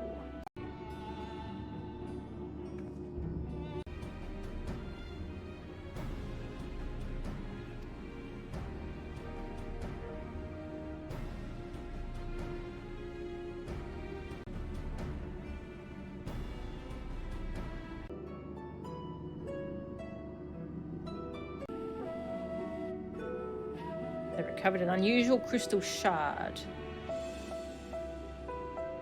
from the ethereal sea, I think it was.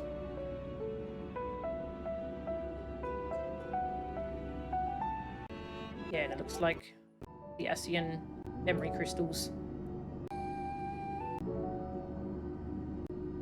Yeah, it was in the ethereal sea. And got a message from it.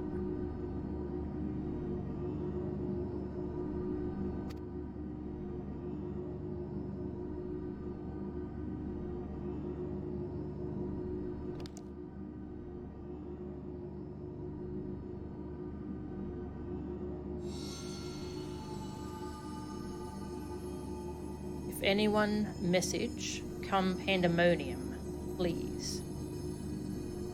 Now, we still haven't found out who sent this. Faces grave threat, star in danger.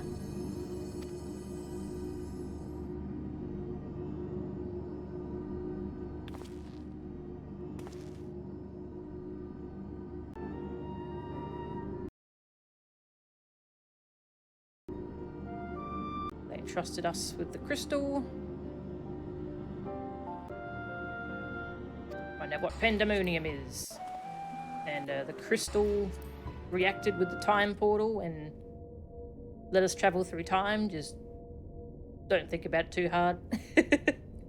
We get to go back to Elpis. Okay, it's fine. I'm happy with this.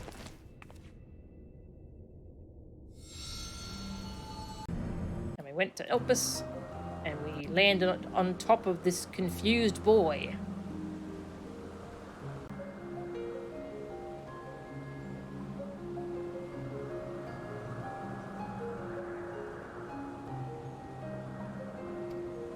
He was sent here by... I don't remember if he says who sent him here. Yeah, so here's Themis. I thought you to be a dear friend of mine. So he's probably thinking of Azam. Yeah, so his name is Themis, and he's very hinted at being the Elidibus that we know. Before he became Elidibus. Not confirmed yet, but it's strongly hinted. She told me a falling star would appear before me, and I suppose you must be it. So it sounds like Azam told him to come here. It might have been Azam who left that crystal for us. Very interesting.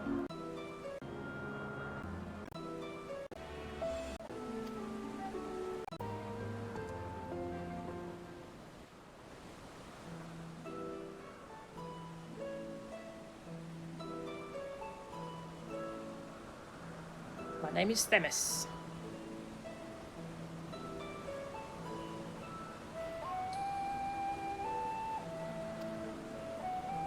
I'm here on an assignment. It's vague, but yeah.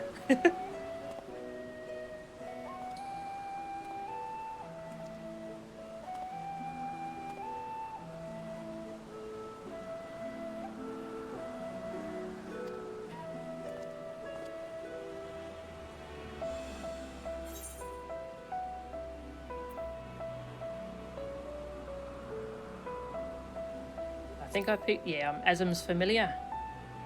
Because that's the story we went with last time.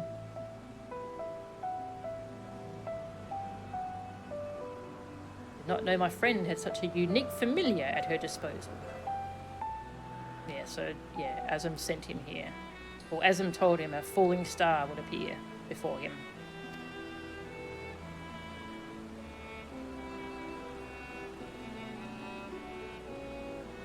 Investigate Pandaemonium. Yes.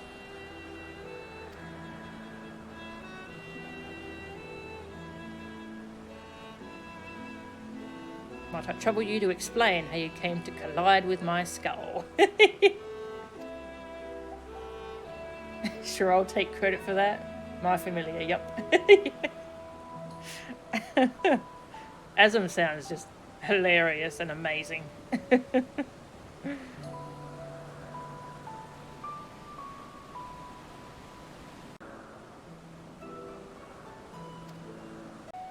Takes a look at the crystal. Clear there are memories stirring within. Okay. A natural shift in the flow of the surrounding ether, and then all communications from Pandaemonium ceased. May discover valuable artifacts. Don't remember that part. Oh, okay, that's just the raid gear.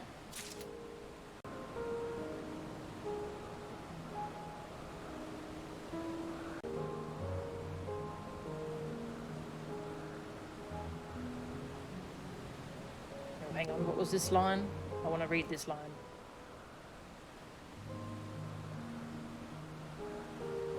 I had planned to conduct my investigation with the friend I mentioned earlier.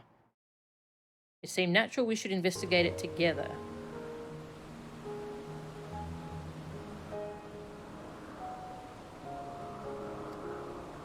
She decided it would be unwise for us both to go. If two members of our organisation were seen poking our heads about restricted facilities, it could raise questions. Their organisation.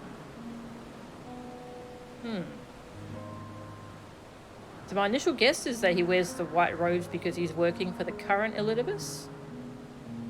But it sounds like he's talking about Azim, not Elidibus.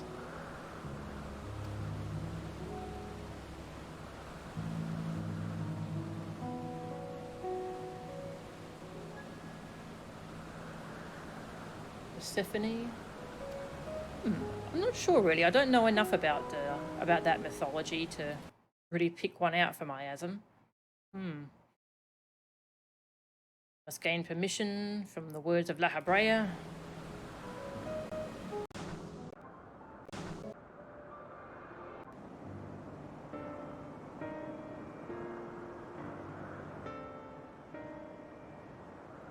Convocations request. I guess the organisation he meant was the convocation, which means he's... Okay, that would make sense if he's working for the convocation, if he's studying under Elidibus. That might be what he meant.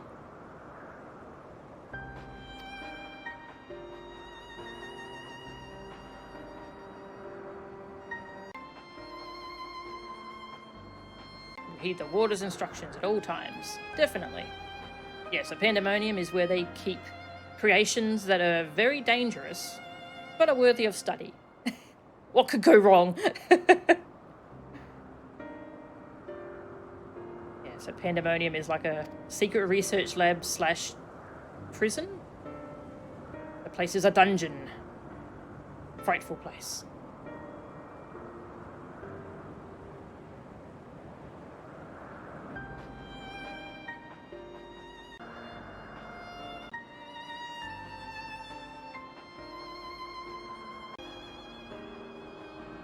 Seem to be quite familiar with Master La Habrea. Do you know him?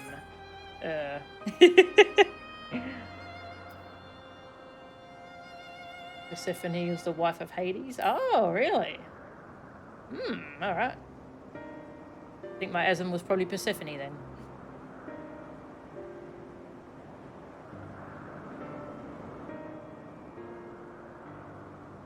You can find Sappho in Elpis? Sappho. Who was Sappho? Okay, your actions do not hinder his work. Yeah. Alright, we go to Pandaemonium.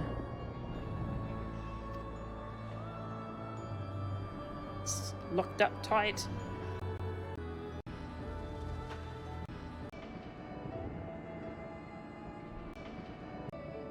Powerful forces are at work. And he asked us to help fight.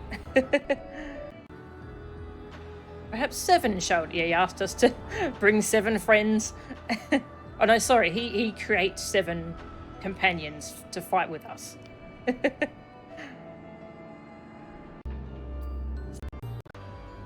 the first boss is Eric.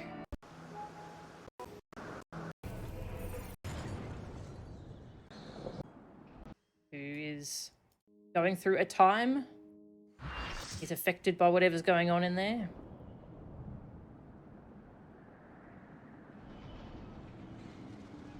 We don't need to go through everything. He mistakes us for escaped creations and transforms and tries to shackle us. And we beat him up. Then he collapses.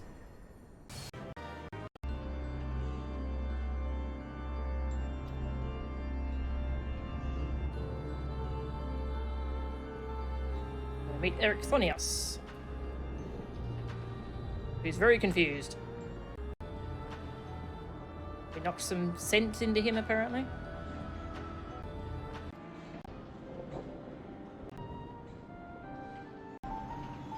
He's a warder of Asphodelos, the highest layer of Pandaemonium.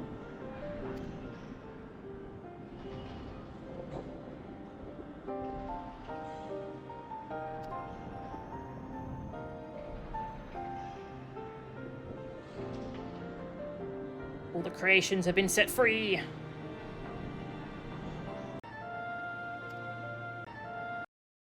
Key ward. Yeah, so the key ward of this level was Hesperos, who went evil.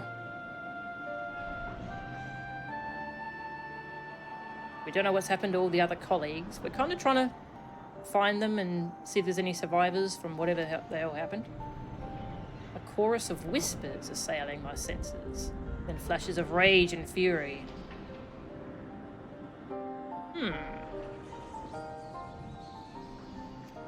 Hey, Rise, welcome. Oh, right. One of the OG lesbians. Ah, cool. Nice. Do you know where they are? I might go have a look at her. Go say hi.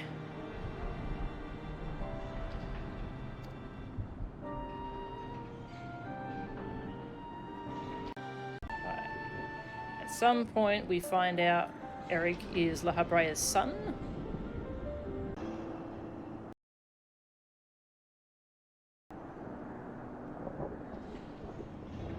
One of the floating isles. Okay, thank you.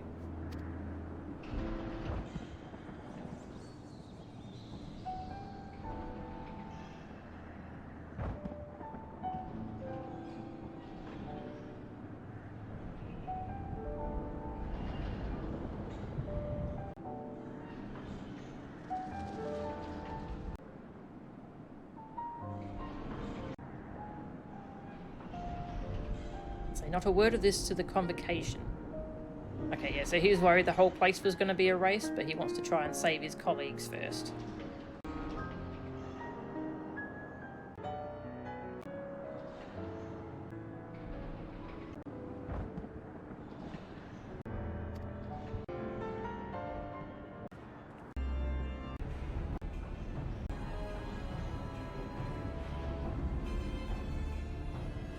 Oh, we've got some good lore here, hang on. Find. My mentor was the previous head of this facility, La Habrea's predecessor, in the position of chief keyboard. Her name was Athena. She was a researcher with the words. It was she who appointed me to this position, in fact. Athena, okay.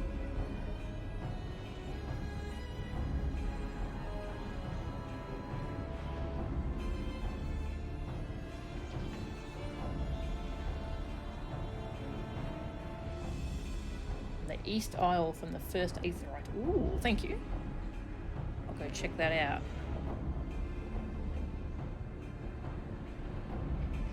Right, so Athena was the chief of this place before La Habrea. And we help him learn how to use the shackles to rebind all the creations.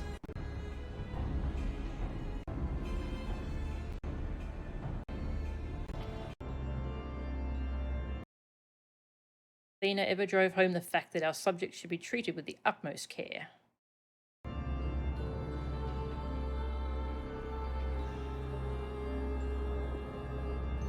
He cares about the creations. Alright. It's a cat. We fought the water hippo.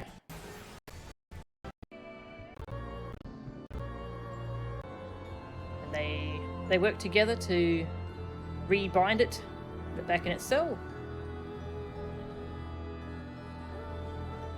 Cute little teamwork. He's been forced to practice shackles since he was but a small child.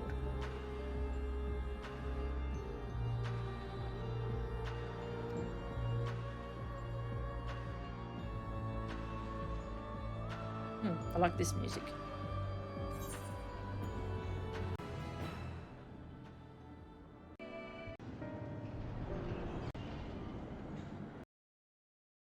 Key ward of Asphodelos is nothing if not cautious. Doubtless he has gathered what waters he could and retreated to a safe area. Yeah, so that's Hesperos. Let me learn some about Hesperos.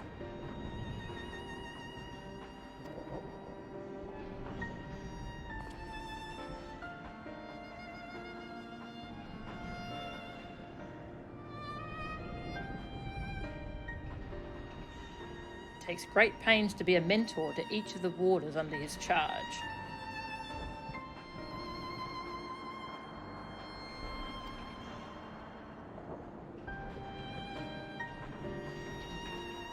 Done much to ensure that Eric flourished there.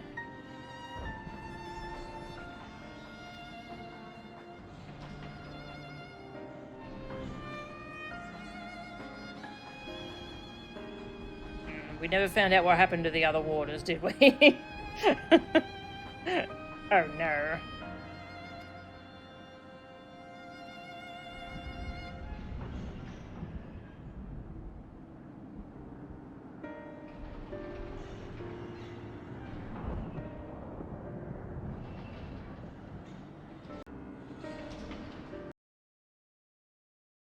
So they drove home that Hesperus is caring.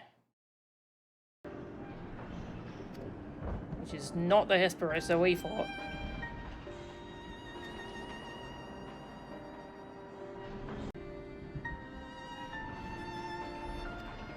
Had to go fight the Phoenix.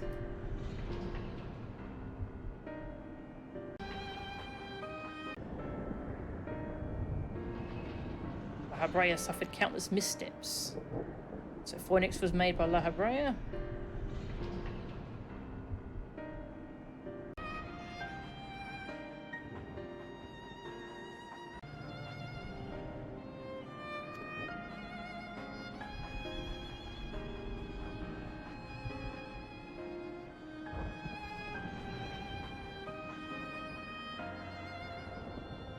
It's eye-searing arena here. It's so orange. Oh my god. So orange. I did enjoy the fight overall though. Very fun. Confront the Phoenix. Went in.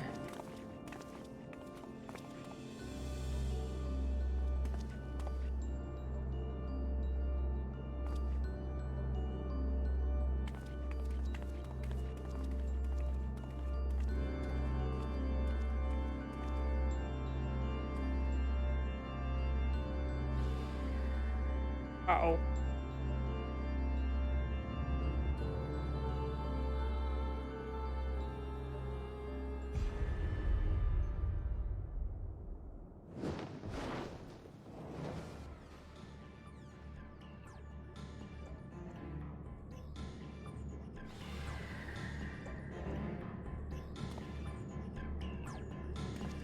And Hesperos made us fight the Phoenix on its own terms. Hesperos is an evil Dracula. Now, apparently. If the creation magic's at work, then that means...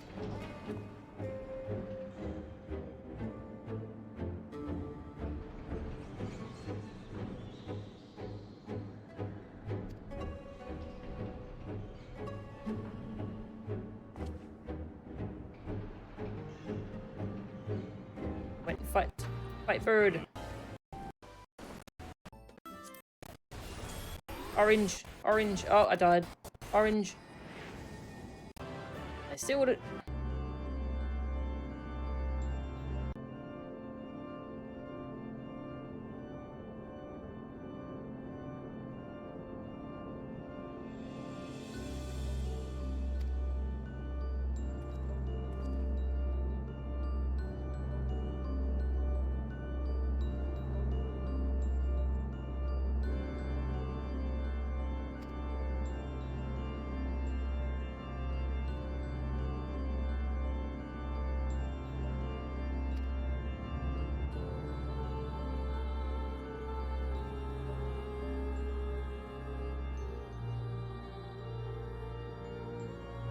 And we never really found out why Hesperos went evil. And I think he was... My prediction is he's going to end up being a victim as well. That he's being affected by whatever's deeper in Pandaemonium.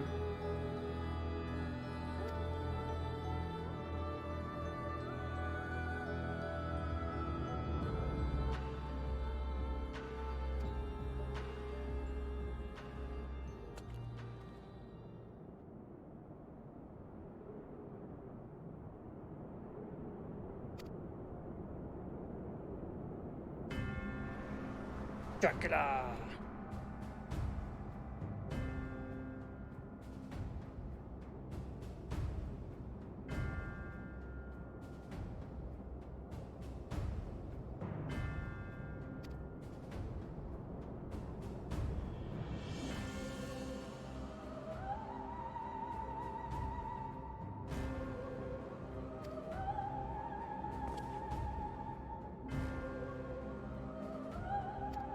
God, Hesperos looks so cool.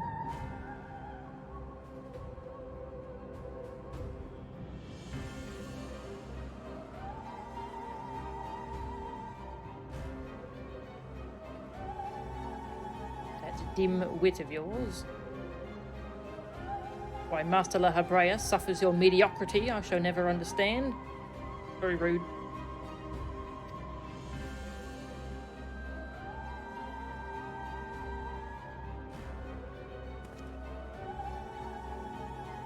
You may look like him, but you're not the Hesperos I know. Yeah. The keyword I knew had compassion for all those under his charge.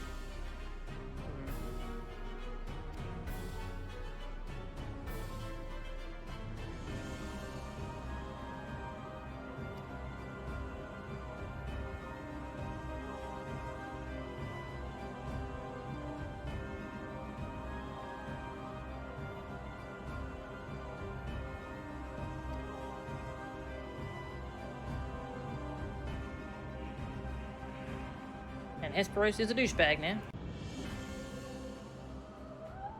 Oh, also he... He's son to Master La Habrea, yet no more skilled with magic than a newborn babe.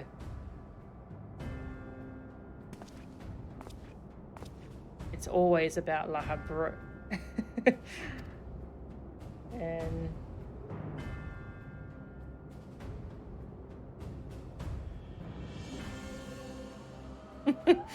You are not worthy to utter his name. And Hesperos kind of has a thing for La Habrea.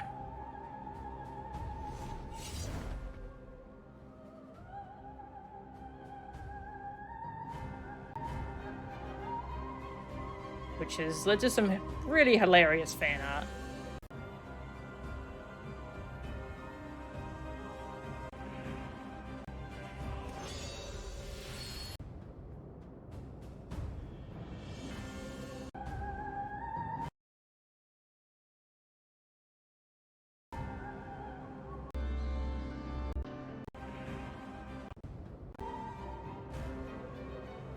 We escaped thanks to Themis.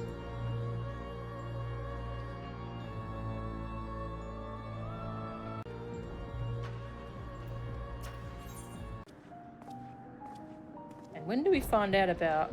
Didn't we find out about La Habrea's wife? This must be it.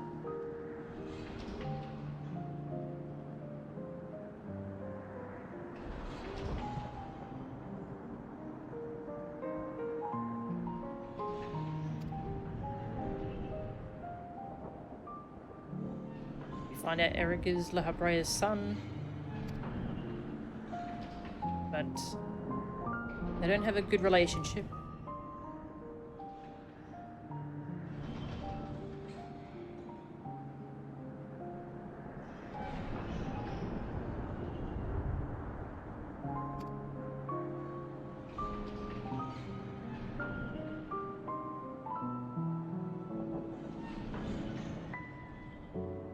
And he has a lot of self-worth issues. Constantly saying how bereft of magic and stuff he is. Further education was overseen by the words of La Habrea, or specifically my mother, who was a researcher there.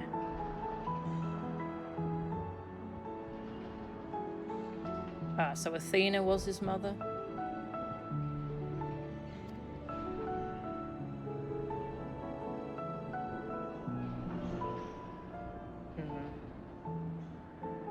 Okay, so La Habrea and Athena.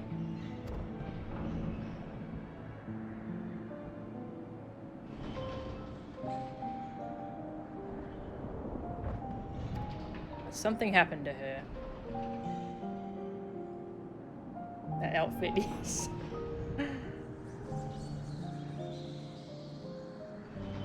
Yeah, Hesperos' outfit is amazing.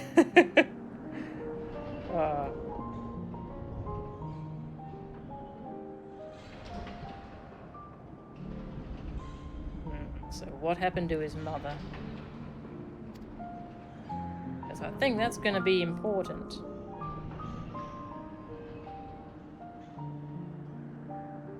Nary a moment spared to mourn her.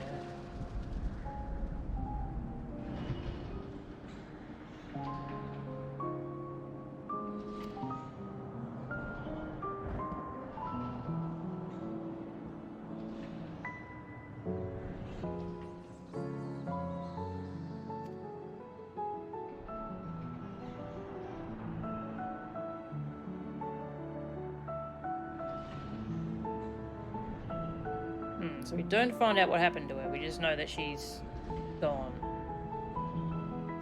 Assumed that she died, but...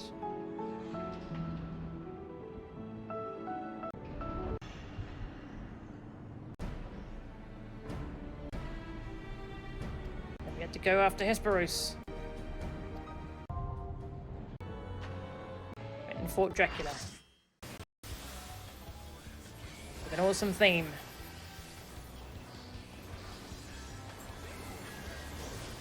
Erechthonius was Athena's son in the myths too. Ah.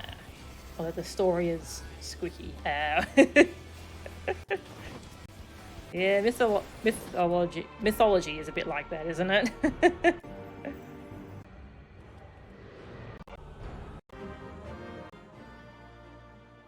don't remember what happened in the end cutscene. Let's watch that.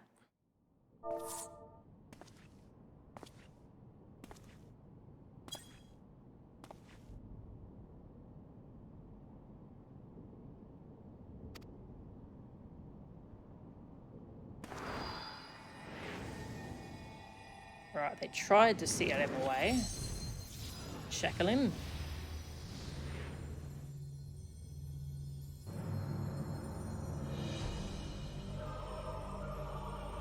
But he said no.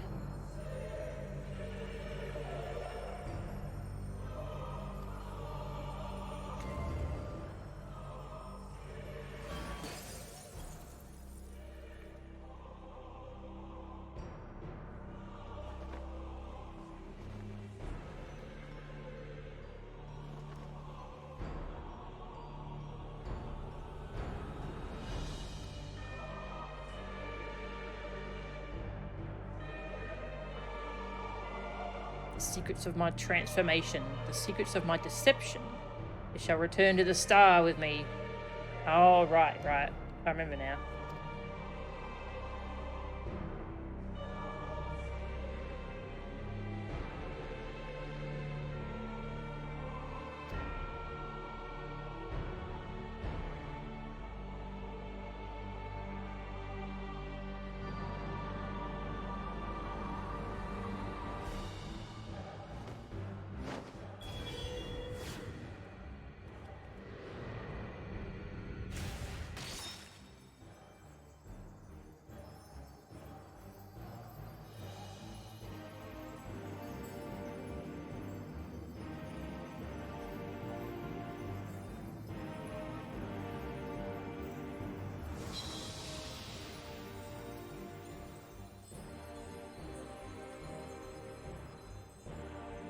And he killed himself.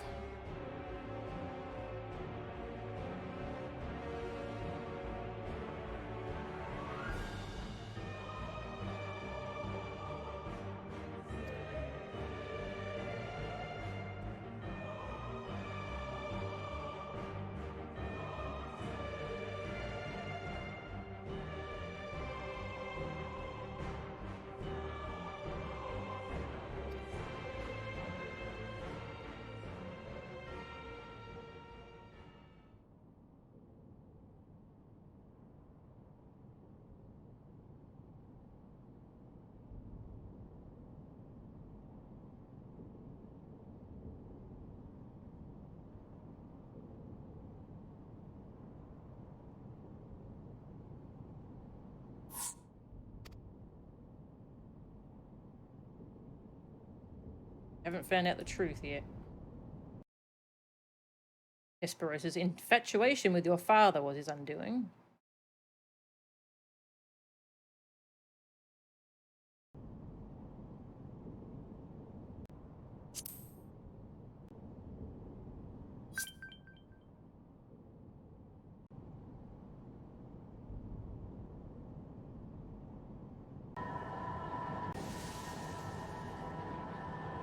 Oh, then something happened.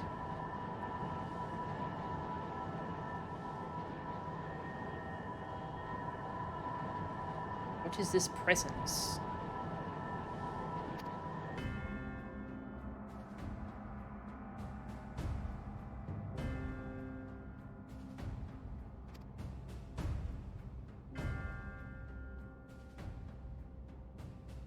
That's the way to Abyssos. The second part.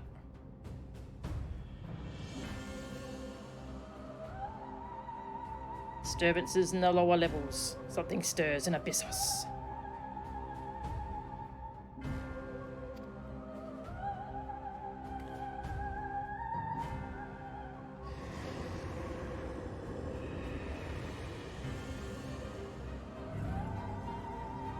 And something put up a barrier.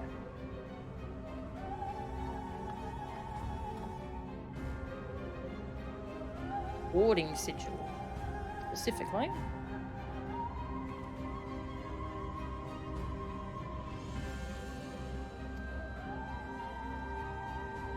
Alright, and that's where we are at.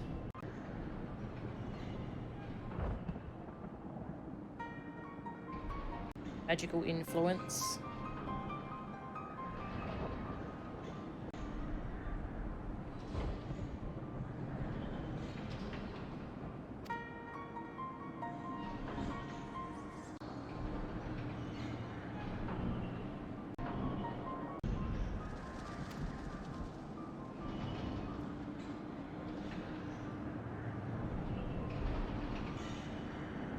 Okay, so we're not sure if he sent a report to La Habrea yet.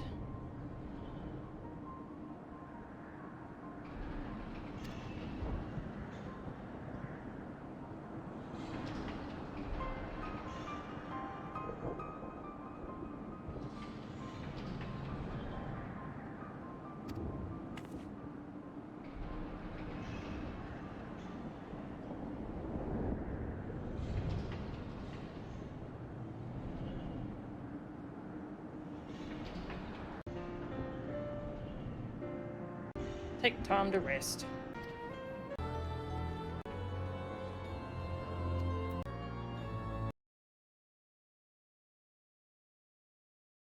Hope she does not mind assuming some of my duties in the meantime. Still think he's talking about Azim. Yeah.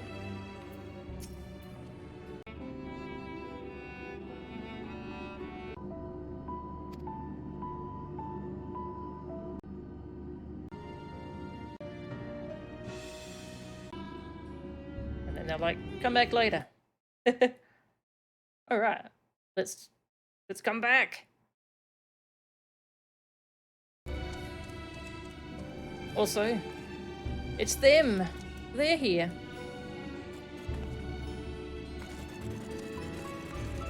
The little cuties. I love how many different places you find these two. They're so cute. Would not trust your Azim to do anyone else's job. Probably barely did her own. Yes. That's how I imagine my Azim being too. Aww. Looking around the place. Oh, they're so cute. I love them. Alright. That was a really good recap. I'm glad I took time to kind of remind myself. I knew something had happened to Eric's mother. I forgot it was Athena though, and the previous chief of Pandaemonium. Right. Let's go unlock the first raid of it, and then I'll finish up the stream for today. So that I'm all ready to go for tomorrow.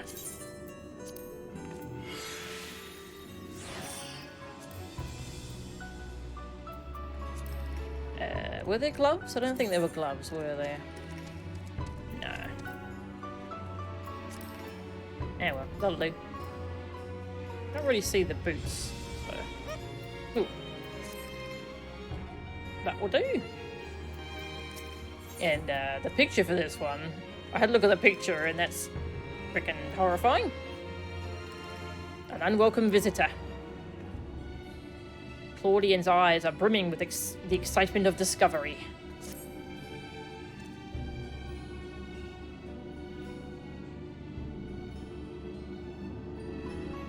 No, Chen! No, Chen! I've made a breakthrough! After uncountable days and nights, I finally hearkened to the crystal's whispers, and I must say...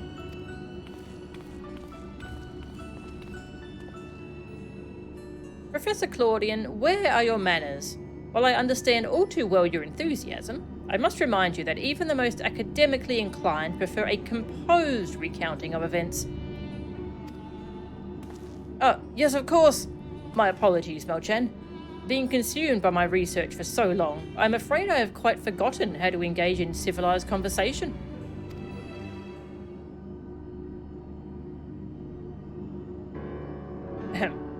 In that case, perhaps we should start from the beginning, with a crystal set adrift upon the ethereal tides, containing the memories of a party yet unknown. They cried out for deliverance from Pandaemonium, where the ancients kept volatile creations under lock and key. You yourself witnessed the power devouring the facility from within, and the advent of a divine monstrosity wrought of mythic beast and powerful mage. Fortunately, your martial prowess and the combined magical talents of your companions, Themic and Erichthonius, was sufficient to restore order to the circles of Asphodelos, but the greater threat remains. In the depths of Pandaemonium, a presence yet stirs, its intentions and identity shrouded in mystery. That is the issue at hand, is it not? Since you returned to us, we worked tirelessly to discern the nature of the crystal. In the process, I detected an anomalous etheric signature, which I believe arose from the memories stored within. Analysis of this pattern suggests a feeling of loss or yearning, specifically the yearning to be made whole. And indeed, ambient readings have revealed a faint but identical signature. This can only mean that another such crystal exists in our time. Ooh. So, my friend, I must depart to search for it forthwith. By tracing the matching etheric signature to its source, I believe it will be a simple matter to find our crystal's twin. Professor, will this expedition be carried out only by us, or will Melchan grace us with her protection? I'm afraid she has more pressing matters to attend to, my dear Ruisino, namely, to seek out the secrets which lie nestled within Pandaemonium, where this all began. From all that we have heard, it appears that time traversal from the Crystal Tower is not fluid. That is to say, one can but travel in predetermined intervals. It would be prudent to check in on occasion, in case there are any unanticipated changes.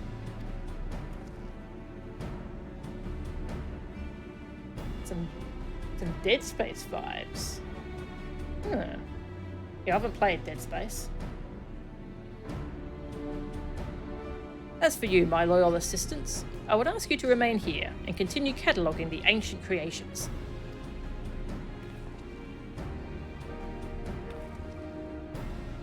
You can't mean... Do you intend to search for the crystal on your own? Why yes, that would be the most efficient use of resources, would it not?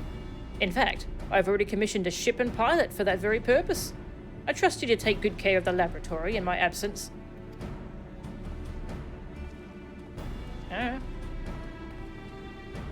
Bye. I apologise for that somewhat abrupt departure. When progress is in sight, Professor Claudian tends to become blind to all else. Indeed, and he has been worse than usual. Well, I cannot fault him for his excitement. I do wish he would spare a thought for those around him. For reasons unknown, the crystal seems loath to be overheard. Much as it spoke only to you last time, none but the Professor has been able to capture its ethereal yearning, which has served only to convince him that he can solve this puzzle on its own. Surely after some time alone he'll come to remember how valuable we are. The search for this crystal seemed to be a simple enough matter. Let him have his adventure, and upon his return I'm certain he'll be back to his usual self. As for you, Melchan, it may be best to return to Pandaemonium, as Professor Claudian suggested. Speaking of which, I did have a request of my own to make. Travelling to Pandaemonium requires you to pass through Elpis, correct? There is something I would have you investigate in my stead. While those creations confined within Pandaemonium are considered to be failures, I doubt that's their whole story.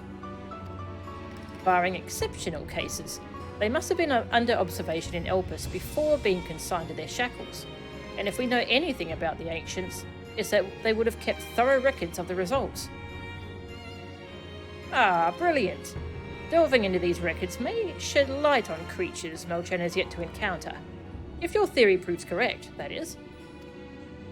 While there are no guarantees, it certainly beats the current strategy of rushing forward blindly with only her strength to carry the day. For your own sake as well as ours, please unearth what information you can. Sure.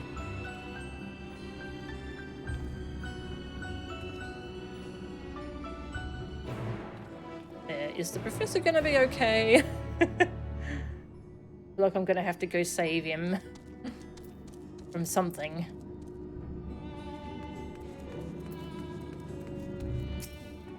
While Professor Claudian is away, there is little to be done but compile our research. I'd ask you to help, but I'm well aware you have much greater tasks before you.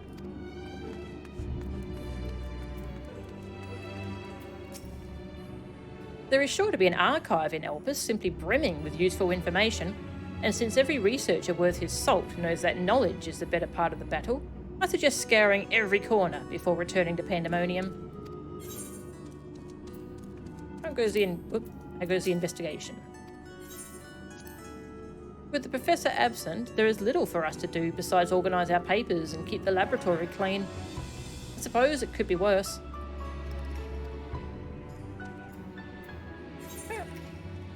Back we go. Right, so there's an island around here somewhere.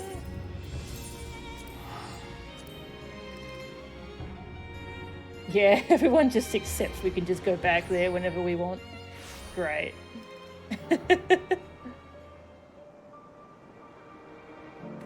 Alright, so we're looking for Sappho, I think? On one of these islands.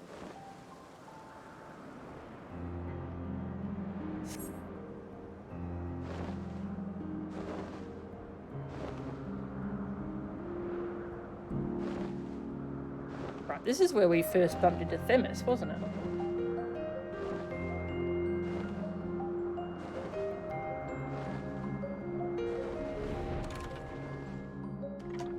Yeah. Nice little building here. One you can walk to. Okay, cool. There you go. What's this? Picnic.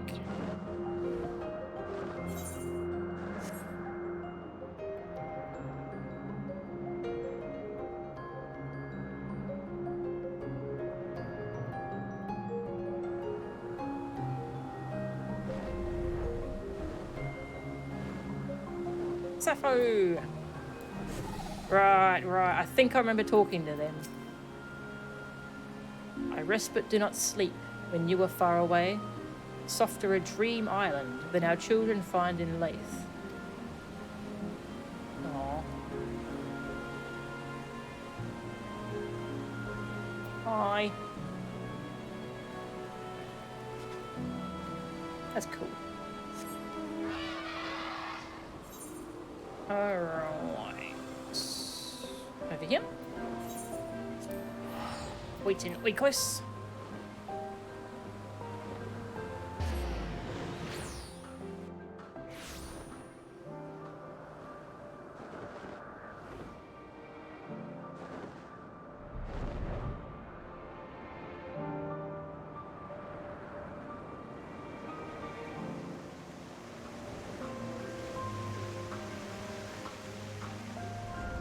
Hello, Themis. Themis. Ah, I did not expect to meet you here, of all places. You seek records of Pandaemonium's creations. Master Themis has just finished perusing the very same. I should not be surprised that we both arrived at the same conclusion. Luckily, I have saved you the trouble and gleaned what information I could. Ah, so you know each other. I was dreading having to once again scour the archives, but perhaps instead I'll rest for a spell. If there's nothing else, I shall take my leave. Gonna go rest. As should we, for I have undone the warding seal, blocking the entrance to Abyssos. I came here merely to chase an idle suspicion while awaiting your return. Fortunately, while Pandaemonium's protective wards continue to be assailed by our unknown foe, there have been no fluctuations so great as to make me doubt Ericthonius' capacity to keep watch over Asphodelos while I'm away. He works diligently to master interment, that he might deliver the creations back to their cages by his own hand. Tidings. Do not despair. Aww. You are not without allies. Thank you, Koi. Thank you very much. I really appreciate that. Thank you for the 2 months. I'm just unlocking the next raid so I can do it tomorrow night. I thought it best to give him time to hone his craft. And since fate has brought us both here, I would ask you to accompany me while I attend to another matter. More idle suspicions that I would like to chase down. Rest assured, it shall not take long. I simply have a few questions to ask an acquaintance of mine. Come, he has agreed to meet us near the newest to Pandaemonium.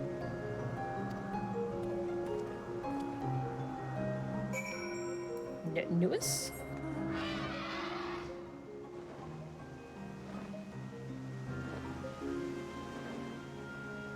How are you doing tonight, Koi? Hope you're doing well.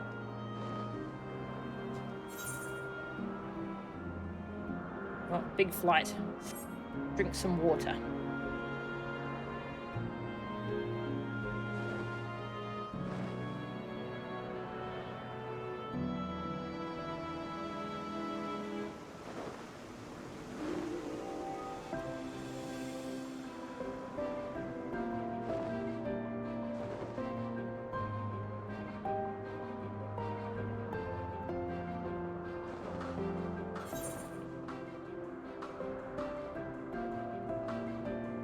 The gates of Pandaemonium.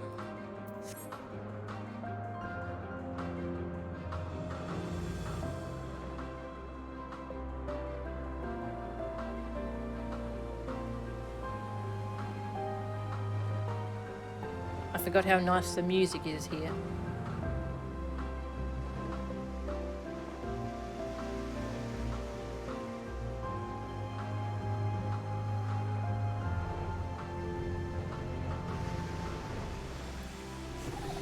Hello.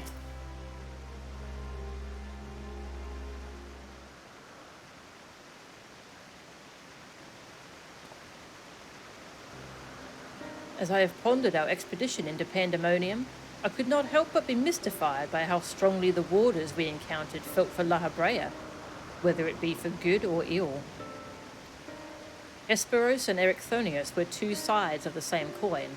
The former looked to his mentor with absolute devotion, while the latter looks to his father with bald hatred.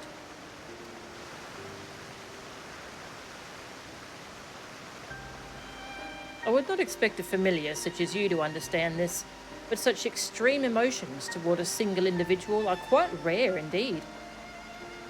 Naturally, I felt gratitude toward my mother and father, yet we are all equals in the larger picture of the star. This view is not unique to myself. It is more or less accepted as the way of things. By contrast, the researchers of Pandaemonium seem to view La Habrea with a feeling approaching obsession. Whether driven by love or hate, they have all been drawn to him. There were many other aspects of the facility's particulars I found troubling besides. I decided the best course of action would be to go straight to the source and pose my questions to a member of the Words of La Habrea.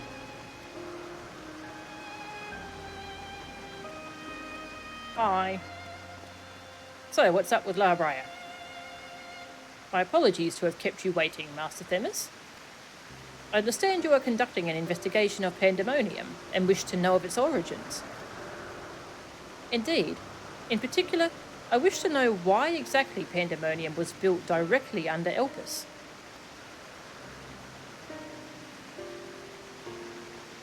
The facility is overseen by the words of La Habrea, after all. Why keep it so close to Elpis, whose governing body has no say in its day-to-day operations? At first I thought it to be simply a matter of convenience. Those creations which were deemed failures by the researchers of Elpis could be easily ushered into their new homes. Imagine my surprise when a trip to the archives revealed that many of the creations were sent from organisations beyond Elpis, including from the words of La Habrea themselves. Given this, albeit limited information, I cannot but feel that the Academia Anida would have been a more fitting locale. What does Elpis have that cannot be found there? These are fitting questions, and ones we have asked ourselves many times in recent years. Alas, the nature of Pandaemonium's construction does not lend itself to relocation. When first it was built, circumstances weren't as they are now. As you surmised, the majority of the creations kept within Pandaemonium were sent from Elpis. Yet as the years passed, interests changed. Failures in creations deemed too flawed even to submit to Elpis paradoxically drew the attention of Pandaemonium's researchers.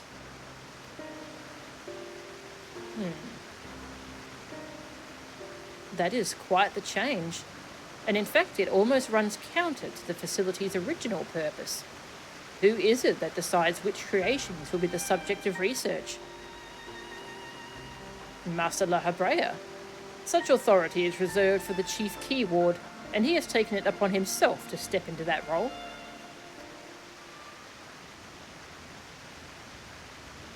So, if Pandaemonium's resources were being misused, it would be under La Habrea's authority, correct? Ooh.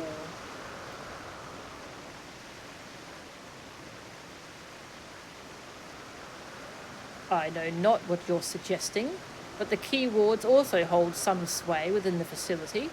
Not even Master La Habrea would be free from their scrutiny. They are duty-bound to report any irregularities as soon as possible. Although I admit, as of late their communication has been somewhat sporadic.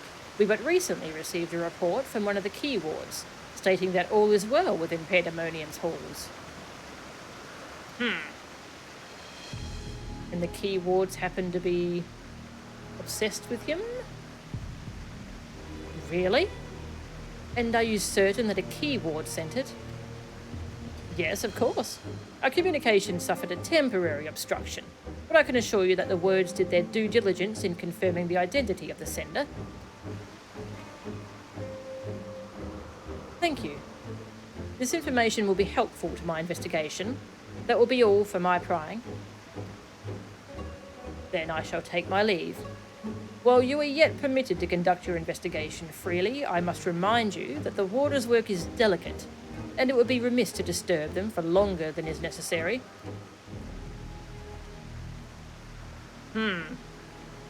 Which warder sent that, I wonder? All is well. A blatant lie, and to that we can both attest.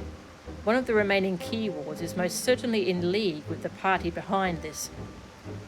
Let us hurry. I know not why our adversary sent that report, but 'tis plain that we must return to Pandaemonium with haste.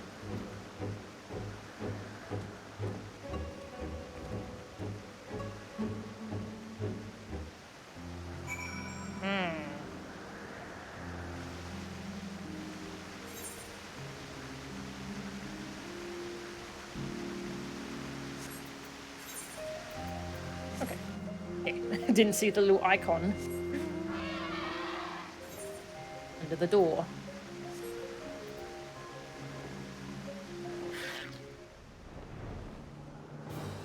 The fuck you say? I'll fight you. I will.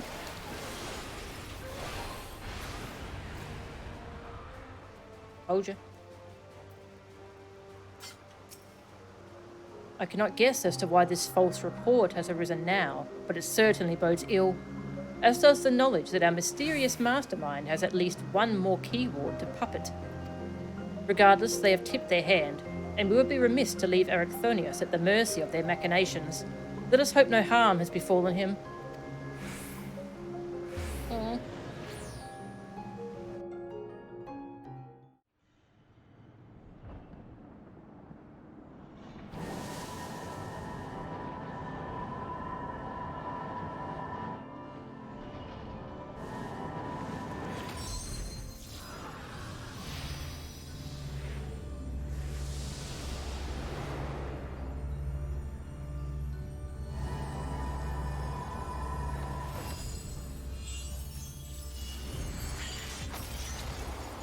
Very shiny. Not quite.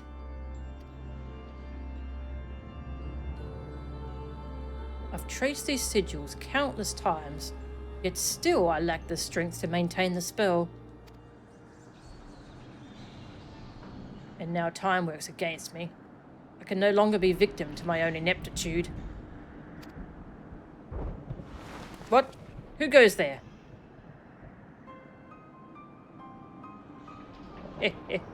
There is something to be admired in such single-minded effort, even if your methods leave much to be desired.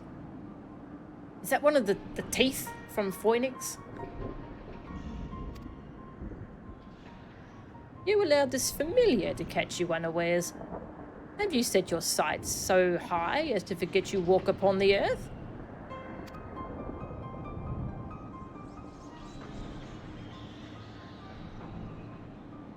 I know this creature, a familiar of the Phoenix, but that monster is locked away. That it is, in spite of the trouble I went to in freeing it, I might add. Begrudge me for addressing you in this ill-fitting form if you must, but with control of Asphodelos wrested from my grasp, 'tis simply the best I can offer you. Hide if you will, but mark my words, I will find you, and make you pay for the chaos you've sown. Now, there is no need for such hostility. A calm heart stays the course. The wisdom of La Habrea, your father.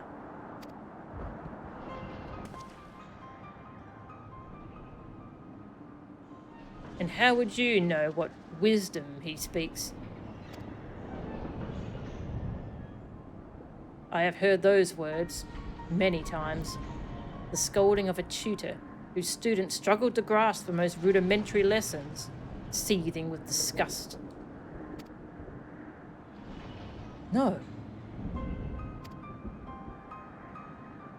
I've not told that to anyone.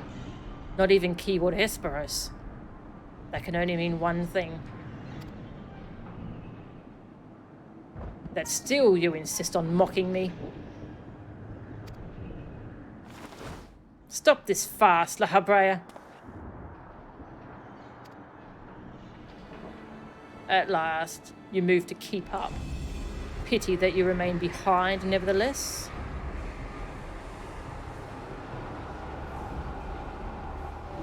No. What? As ever you are. Always you fail to learn, fail to understand, fail to act. And though fate deigned to offer an escape, you remain here.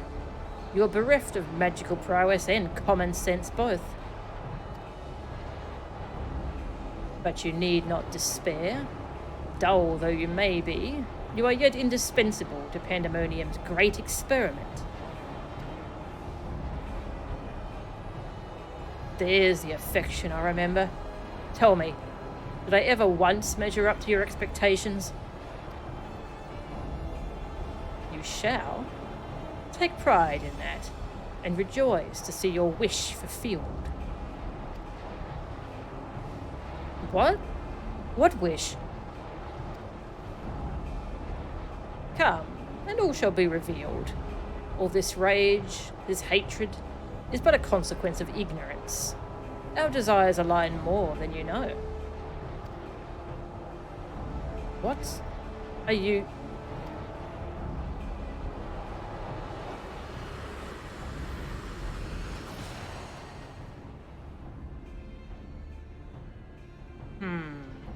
Uninvited guests join our reunion.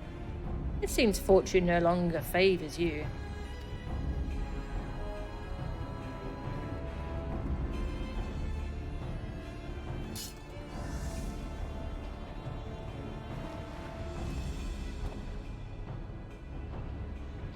Do you think I have any interest in listening to your prattle, let alone bowing to your will?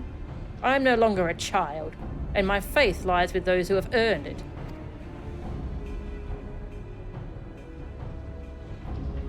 So these are the heroes who brought Hesperos low, even as power divine flowed through his veins. 'Tis plain there are worthier subjects to contend with.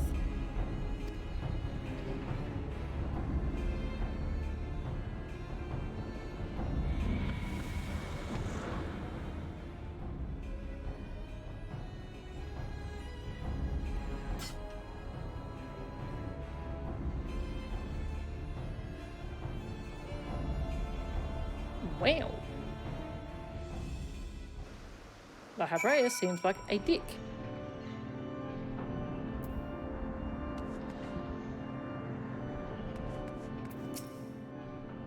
Just what was that familiar after? Thank you. If you had shown up even a moment later, I shudder to think what would have become of me. There's something I must tell you. I know who's behind this. There is but one person who can hold thrall over familiar, creation, and keyword alike.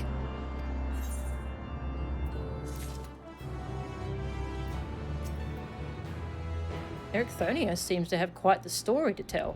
Perhaps we should lend an ear.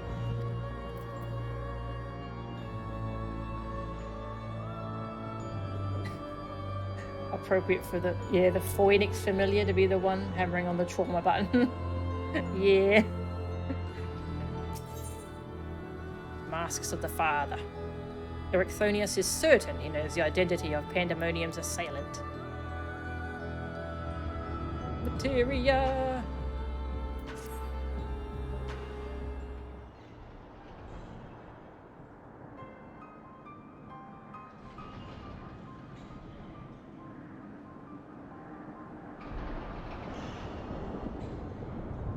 And so there can be but one conclusion. La Habrea was the driving force behind this chaos from the start. There is logic to that. There are few with the wherewithal to even consider experimentation on such a scale, let alone the capacity to create demigods from man and beast, with the rest of us none the wiser.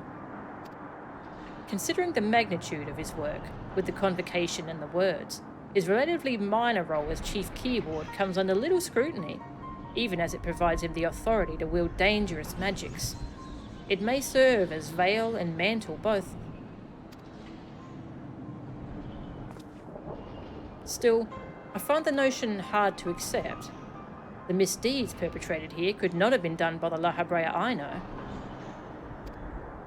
You have met him, yes? Do you think he is capable of this?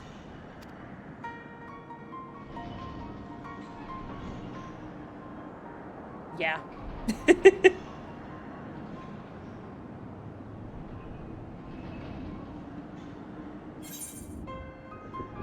Habrea is capable of far more than you know. It's still too early to say for certain. He's capable of far more than you know.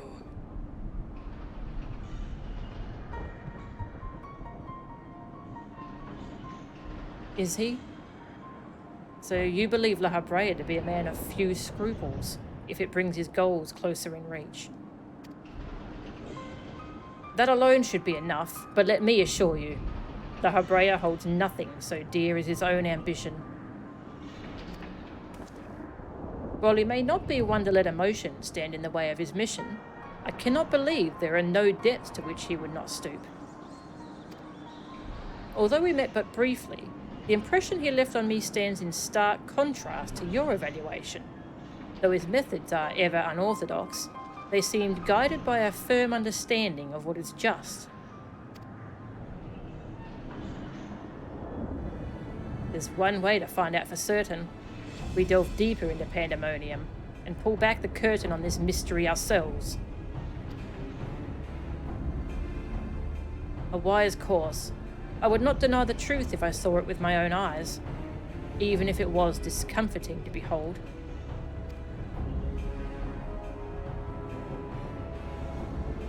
Then we must move forward with no excess of caution.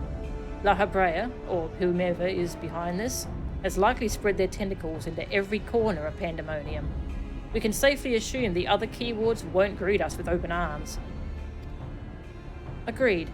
Let us make our way through Abyssos, one careful step at a time. I shall stay by Ericthonius' side, in case our enemies think to target him again. Could I trouble you to take the vanguard?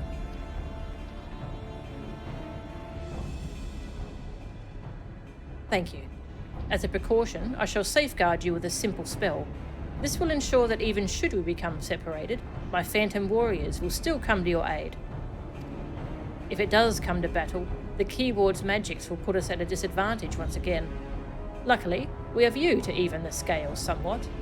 I trust you shall be liberal with your weight. With my weight? What are you implying?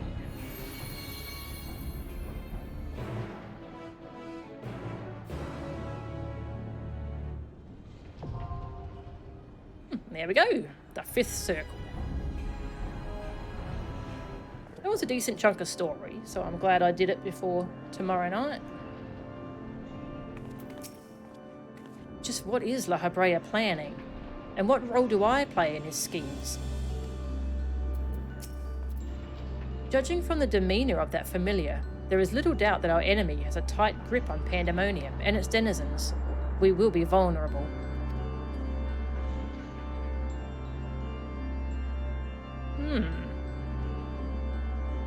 I know, it seems a bit too simple for it just to be La Habrea behind everything. But Eric's his son. He would know. Like, he would be the one who knows the true La Habrea. Let's look at the description. While the identity of Pandaemonium's assailant is yet unknown, Ericthonius makes no effort to hide his doubts concerning La Habrea, who he suspects is using the infernal prison for private experimentation. As if to confirm to the warder's suspicions, a familiar appears in the halls of Asphodelos, claiming to be none other than the chief key ward himself. The creature mocks you with cryptic warnings before vanishing, leaving naught but questions in its wake. Their answers beckon from the shadows of Abyssos, daring brave souls to seek them out. The Caustic Purgatory. What were the other areas called? Sanguine Limbo, Fervid Limbo, Stagnant Limbo, and Gates. Okay. Cool. Alright. Shall do that tomorrow. And we'll do the rest of this new chapter of Pandaemonium tomorrow with my static. Be fun. They're all numbered correctly. Ah, like in the, yeah. Makes it much easier to keep track of. Like, I see people asking for help with, like, Eden, iconoclasm. I'm like, which one's that? I don't know. I don't remember.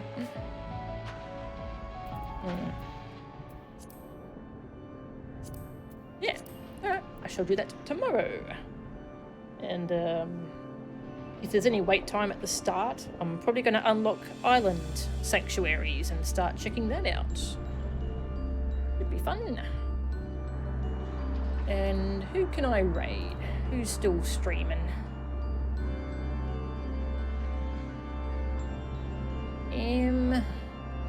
We've got Keku, but he's playing Breath of the Wild, and I still haven't finished my first playthrough of that.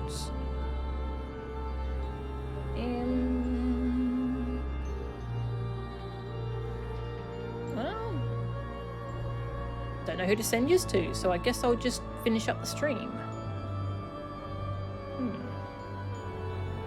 Yeah, thank you all very much for watching. But tomorrow night, me and my static are gonna come here and check out the normal modes of this. Pretty looking forward to it.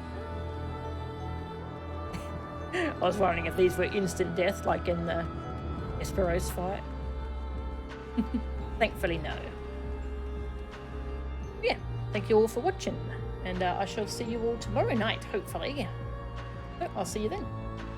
See ya.